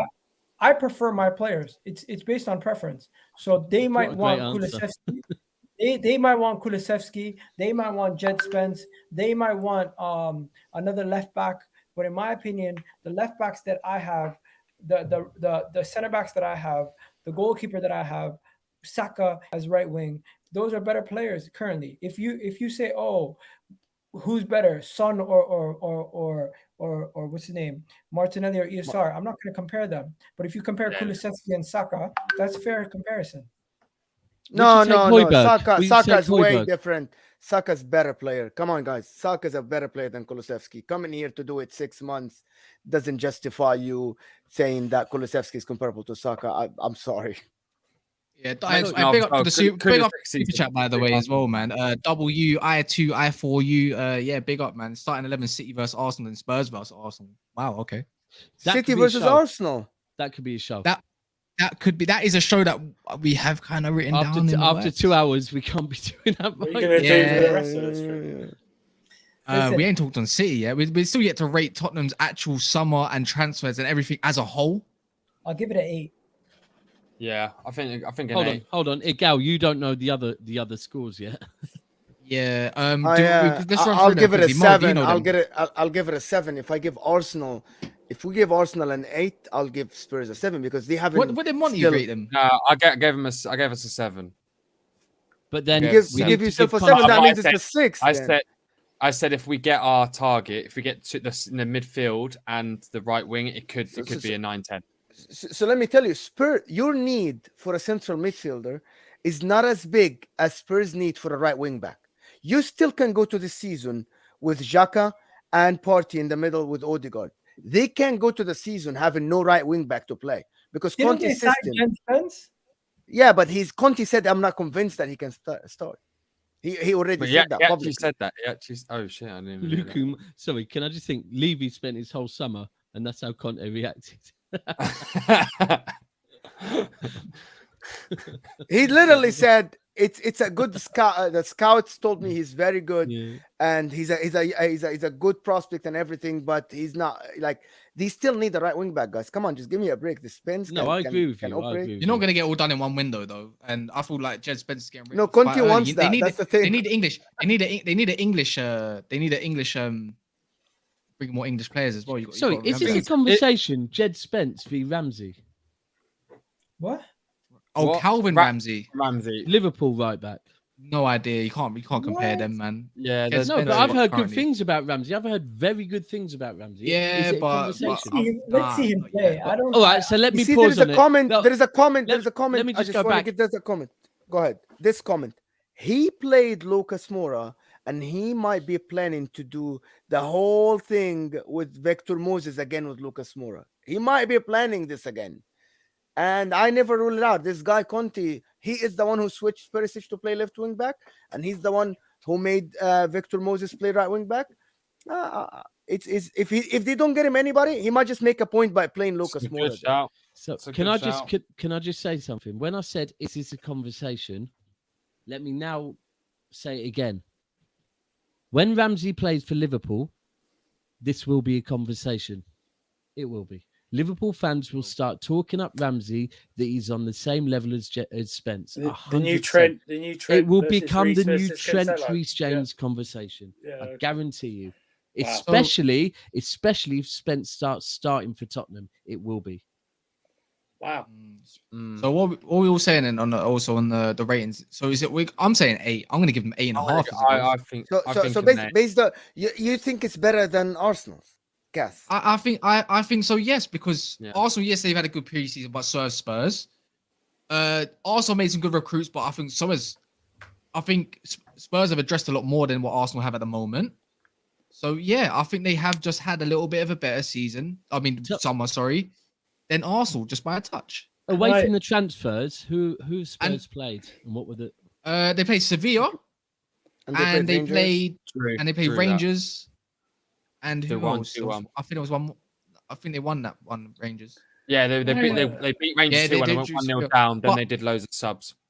I think Spurs' window is severely overrated. Yeah, it is, but they've done a little bit. Are you on mute, by the way, girl? They got a backup goalkeeper. I was going to say that also, yeah. Backup goalkeeper. Jed Spence, who the manager doesn't want, and he doesn't like playing youth players anyway. In the past, we've seen it. You've got Perisic, an unknown. Really? That's a discredit. In the Premier League, man. In the Premier League, discredit, man. No. In the Premier League, I think he'll do well. I just think there's a question. Okay, it's your your opinion. I know Richarlison. When anyone ever describes Richarlison, one of the top 2 things they ever say is that he's good at winding up the opponents. That is not an attribute to me. I think he's severely overrated. He's not worth 60 million, and he will struggle to get into this front 3. Okay, let's switch it. We can switch it then. We don't know what Vieira's going to bring. Basuma is the signing of the summer for his price. Of course, but we don't. It's not about if Richarlison. They got an option now. That's the difference. They got a backup option. I not just don't rate him. But if we're just talking on Spurs alone, then great. But if I'm saying Spurs have had a better summer as a total over Arsenal at the moment, because Arsenal have only signed Vieira, who's an unknown. Who else did they get? Zinchenko and Jesus. Zinchenko and Jesus, solid signings, but hey, let's face it. Saliba coming back. back. Yeah, Saliba. Okay, great. Coming back. It's a big deal. That's a big deal, guys. Saliba coming back. Honestly, Saliba is a baller, I just think. Finish what you were going to say on Zinchenko and Jesus. I said Zinchenko is not really a profile that they needed like highly, in my opinion, right now. Can play midfield. Yeah, not right now. I feel like they need. I feel like before they got that, but they did get it because it was for a good price. I thought they need to address another attacker, in my opinion. They need a starter and attacker, in my opinion, more than they needed a left back / centre mid. Obviously, it's a good buy. No. Yeah, but I'm saying I would have currently prioritized that. I would have prioritized that. I honestly, left back was the position that we needed more than anything. I get it. It's Tavares and Tierney's injury. I get it. Yeah. And last season, and miss out on top 4. And if both are fit, and the fact is that if both are fit, Tierney's starting over him. Let's get that. When I say Perisic unknown, I apply the same rule to Koulibaly as well. So I just saw that in the chat. Someone put all Koulibaly shit signing, which is a real mature comeback. But I apply that to Koulibaly as well in the Premier League. I apply the same rules. I just think the window is slightly overrated. I kind of agree with you. I feel like the summer's sick. Do you know what I think it is with Tottenham? I think it's with every single signing they make, we are adding this extra little under Conte. That's the thing, that every signing is under Conte. If it wasn't under Conte, I don't think it would be talked up as much. And maybe it is valid that under Conte, he will get more out of players than other managers will. So I do think it's valid, but I think if you look at it on paper, it's not that much better than many other teams, but it's under Conte. And that's the difference, that with Arsenal, unfortunately, you're always going to get under Arteta. Whereas it'll be interesting to see if they don't buy anyone this summer, if he wants new players in January, if they back him then as well. Yeah. Because we all know he likes to add players in every window, winter and summer. So it'll be interesting to see what they do then. That's when you know they're going to back him, if they do that as well. I can never tell when Winter Surfer is done because he takes pauses in between his breaks. I need to breathe. Sorry. My apologies.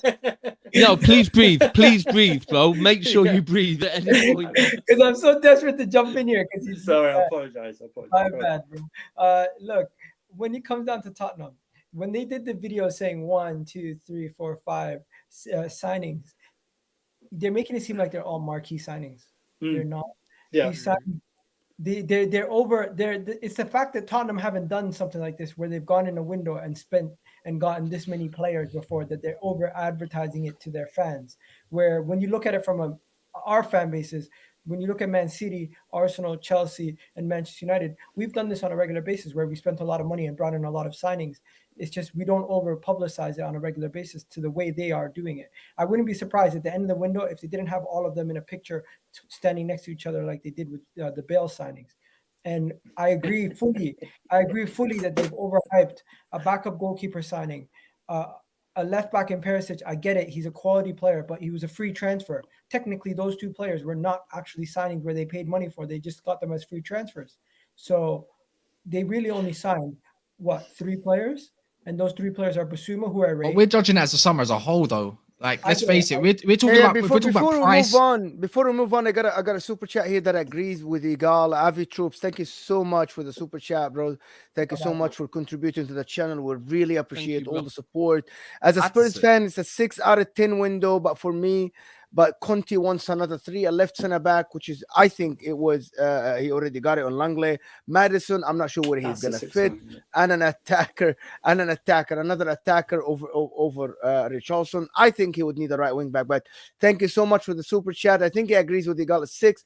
They are overhyped transfers, in my opinion. I agree with Igal. Some of them are just not the high profile. The Madison, we're not rating their transfer. I'm not rating their transfer win. I'm talking about their summer as a whole. Like, I'm thinking Conte has highlighted profiles for the team that is needed, and he's upgraded. Factual. Like, I'm not joking. Emerson Royale, Ben Davies. Like, come on, man. Let's Harry Winks in the midfield. But then I can counteract it from an Arsenal point of view and literally say they needed what they need more, though. They need more, like, but so did Tottenham. Tottenham need more. They need more, but I feel like just I said the way you just spoke up Tottenham, I could swiftly say, okay, Arsenal needed a left back and a central midfielder, and they've gone and got a player that's won 4 Premier Leagues, that's 25, captain of his country, and can do both. And then the other thing I'll say is it is relevant because this isn't just about the transfer window. The players have just shown their hunger by winning 4-0 against Chelsea after being mocked. It's relevant. I suppose so, but for some reason it just popped up. You said Zinchenko's obviously is the captain of his country. I've just remembered we've now have 3 captains of their countries: Ødegaard, Xhaka, and Zinchenko. Wow, is Ødegaard? Yeah, but we can always say he's been captain of Norway for 2 years. I was just going to say, Perisic is a leader, bro. He's played for multiple top clubs in the Champions League. He's massive as well. Don't undermine that signing. And also, I just feel like, obviously Vieira's unknown, but it's a position they needed, right? I'll say why Spurs have got that little bit more is because at the end of the day, I know Conte is definitely going to probably perform with that team more, in my eyes, as a summer as a whole. Then Arteta's unknown what we're going to really see in the Prem. I'm more confident on that part. That's why I say I gave Arsenal a 7.5 overall, and then I say Spurs are pretty much just that little bit ahead in an 8. I feel like you still need to highlight a centre mid or a DM, whatever you want to do. An attacker is so vital, and I still feel like you need a backup right back. Unless White goes there, I don't know, but then that means you need another centre back. So I rate Tottenham's transfer window very high. Don't get me wrong. But your summer's been sick, though. In the same breath, it can be overhyped because it's almost making it seem like their window is this benchmark of what everyone's transfer window should look like. It's not. They realistically, whoever wins the transfer window is usually the team that spends the most money and fixes the most areas. They have spent a lot of money and they fix a lot of areas. But realistically, they haven't utilized the fact that they're in the Champions League by getting names or players of high stature that they couldn't now attract with that Champions League football. And I think they've built up their squad, but not their starting 11. If you know what I'm saying. They built last year with us. Yeah, I mean, you would say Basuma's the only one really with a realistic shot of making that starting 11 on a regular basis, right? You would have to Perisic. Perisic maybe, but I don't. The thing is, there's going to be so many changes with the early part of the season being congested and everything. The squad rotation is going to be key. So they've actually done the right thing and actually built up their squad better than addressing the entire first 11 because of the way the season's going to go. Because everyone's going to be rotated. So I credit them for that. But I do agree with you. I mean, I don't think it's better than Arsenal's window. Mate, the only thing I'm looking forward to right now is Arsenal versus Crystal Palace, man. I just want the season to hurry up. I can't wait to see Chelsea lose against Everton, man. No, I'm waiting for Arsenal versus Sevilla. I want to see those guys. I can't wait to see Ten Hag ball again. Okay. That's what I can see. People, quick. We actually all this talk, and we actually missed the biggest signing in the Premier League this year, which is Erling Haaland to Man City. Daps, how are you? He's the biggest signing. I'm sorry. He is the superstar of the Premier League right now. There is nobody big. Like, don't put that pressure on him, bro. Honestly, don't put that pressure. All the pressure. It's noodles. It's noodles. Yeah. So right now we're basing it on the right now. Right now, everything's good. We need one more. We need Cucurella over the line. That's it. Apart from that, Cucurella over the line. Bernardo Silva does. Great backup, potential backup. He's not a replacement, bro. Right now, look, Cucurella is a Mendy replacement. Zinchenko also left. We now have 2 left backs we have to replace. Esperan can come in and shit. I've just forgot. Yeah, fuck. You need 2 left backs. We do really. I mean, but they have Cancelo as the starting left back. I know, but that's more for the right side. Let's face it. Look, I would argue we've got Pep. There's certain things we don't need, but there's things we want. And right now we do need an actual left back, an official, experienced Premier League left back, please. Get Cucurella over the line, keep Bernardo Silva, and I'll say we've had a 9 out of 10 window. 9. I would say no. Oh, he's assuming that they're going to get Cucurella. He's assuming that they're going to get Cucurella. He's assuming that they're going to get. Yeah. I agreed. I said it's an 8. I would argue that City have got weaker so far than they have stronger. Yes, you've got Haaland, but you've lost Sterling, you've lost Gabriel Jesus, and you've lost Zinchenko, and you've lost Fernandinho as well. And they replaced him by Felix, and they replaced him by Haaland, and they replaced him by Alvarez. No, but they've only had Haaland and Phillips come in. Mate, if you ask anyone around me, that's scary. Alvarez was technically done in January, and that wasn't actually something. They were the top No, scorers. it wasn't. It was due to join us next January. We paid extra to get him now. Guys, they scored the most of the top 5 leagues. They didn't need an attacker. Right, can I ask you a question? Right, so... This might be a Liverpool Nunez situation. So everyone in here, are you doubting what Pep does to his team? If Pep is letting players go, do you think it's just willy-nilly? Do you think he's trying to hit some sort of net spend, or do you think it's because he's not planning on starting them much because the formation of the team might be changing slightly next season? Well, with the 5 subs, I think it's going to be huge. I think they got a different element in their attack now. Not just. Do you know what? Tonight, I had an argument with Imran about whether Foden or Grealish start wide left. Do we have a problem wide left where Sterling's left? Please, just tell me. I think Grealish is cooking this season, man. Doesn't sound like a problem to me. If we're gonna get gassed over pre-seasons, which we all have, to be fair, other than Chelsea, then Grealish is cooking, bro. Let me flip it on you. Daps, you got Tottenham fans saying now that Sterling's left and Jesus is left, they have a better attacking quartet than you guys. So they have 4 attacking players that would be better. I've had that debate for the last 2 years. Let me ask you this. So bring to your table your 4 attackers that you feel like will get you the most goals and assists this season. So I'll say it again. The last 2 years, I probably would say, Tottenham might have a better front 3 as far as individuals, but did they finish above us remotely? No. Like we scored the top We scored the most goals in the top 5 European leagues last season. So, without sounding rude or disrespectful, I couldn't give a shit that they have a better front three.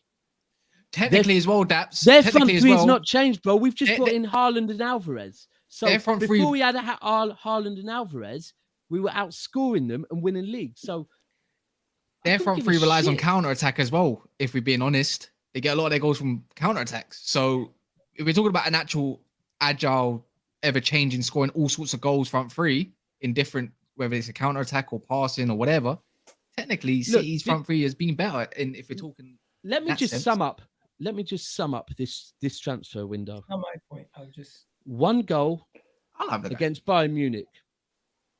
De Bruyne playing the role De Bruyne plays.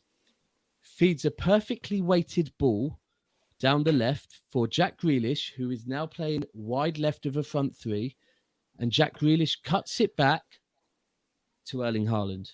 And Erling Haaland is now in the position that we haven't had players for the last 2 years. And he put the ball in the back of the net. And when they left the pitch, Sterling told other City players, that's what I said to him. Make those runs, I'll find you. wow. I mean, people can play it down and say, we let Sterling go because we wanted to let him go. We let Jesus go because we wanted to let him go. We brought in Calvin Phillips because Fernandinho was 37 years old. 37 years old. Like I said, we get Cucurella, and we are we are in a better position than we were going into the league last season. A lot better position. Are you okay? So you're saying you're in a better position right now, even though you've sold a bunch of your key players for the last couple of years. Is that correct? One You thing do I need a will left say, back. Left back. left back definitely. One thing I will say that I think Sterling going will give sort of Grealish the keys to the castle. I think he's going to get a lot more game time, and he's had that sort of time to. Because I like Grealish. Say what you want about him, he's a sick player. Yeah, we wanted him. Remember? Yeah, Okay. fucking Edu, man. Yeah. Okay. So we now heard it from Daps. You rated as 8. If you get Cucurella, it's going to be a 10 for you because you replaced 9. every 9. older guy. 9. 10 has to 9 be for you. some different level window. Okay. So it has been a great discussion. I think the winner now is our City based on Daps, then Arsenal, then Spurs based on everybody. Arsenal. Spurs and Arsenal are pretty much mixed. It's, Yes, you can say Spurs joint and second. Arsenal. Yeah, and then Man United, and then Chelsea at the bottom, who I think at the moment they might finish 5th or 6th. I said 5. if I they said don't 5 out of address. 10 for United. I still think Nottingham Forest are the winners overall, though. I'm just going to put it out there. Out of the top 6. Hey, don't do that. Like, if Thor and Tor is here, don't do that. We have had a magnificent crowd, over 170 people watching us here now. If you're still here, please hit that like button. Get us up. It is a free button. Down the video, hit us. It helps us expand. It's just free. It doesn't cost you anything. Thank you for everyone that gave us a super chat. We really appreciate the support for the channel. Massively. And thank you so much for everybody that watched us. And for the panel, thanks Monts, who had to leave early. It was a great discussion with him. Thank you, Winter Surfer. Thank you so much, bro, for being here with us. Can I just say quickly, thanks to everyone, all their channels be in the description. I am now off on holiday for 5 days and handing the reins over to Mo and Cass and Ty. You already know these guys are going to do an amazing job. And people, when I get back, support me in my journey to quit alcohol forever, please.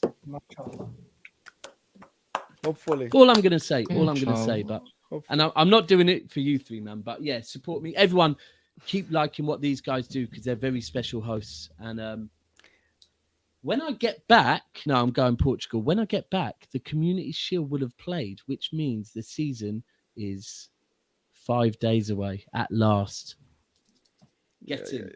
And yo, Monty, appreciate you. I'm gonna do a birthday stream. I'm going away. I'm going away with my daughter and my mum, and I'm chilling out and doing no streams and just relaxing and probably writing a lot of notes about how to improve the channel. Probably Portugal will be brilliant now. You'll love it, man. That'd be great. Enjoy it, man. Lisbon. Love though. No, don't tell me about that, bro. Monty, appreciate you coming, man. Very controversial, and we just we actually we collected receipts from you. We cut a lot of videos Daps had it probably on his phone. Daps, we're gonna see you when Arteta gets sacked. Mate, when he gets sacked, that's a wild one. That's wild. Arteta's not getting sacked, bro. Yeah. Tuchel and Conte will leave Spurs and Chelsea before Arteta leaves Arsenal. That's a fact. I don't think that's crop necessarily that. a good thing That's going on my board. Hot take. Yep. Igal, thank you so much, bro, for dropping by. It was always amazing discussion with you. It's great having you here. Thank you so much for the support. Thank you for all the content. If you want to plug in your things, you and Monty, Winter Surfer, please, guys, go ahead. The floor is yours. You get the last thing. Hey, just follow me on Twitter, AFC Monty. You'll find me. Crack on if you want some general banter and some shit takes. There you go. Yeah, EGTV Egal on Twitter, TikTok, and on YouTube, EGTV. You guys already know what it is, man. Hopefully, at least. Oh, sorry, celebrity. Winter Surfer? Yeah, just follow me at the Winter Surfer on Twitter. I'm also on a channel called Casually FC. I'll put the link in the chat. Just rebranded, put a new name on. Mostly Chelsea stuff, but you know, all fans are welcome. So you know, just drop it in. I want to thank these two guys around me. Cass, thank you so much for coming in as always. Thank you, Daps, for hosting with us. Thank you, guys. And for everybody that is watching us, thank you so much for here from all the family at Never a Foul. We appreciate you. Thank you so much for watching us, and we'll see you tomorrow.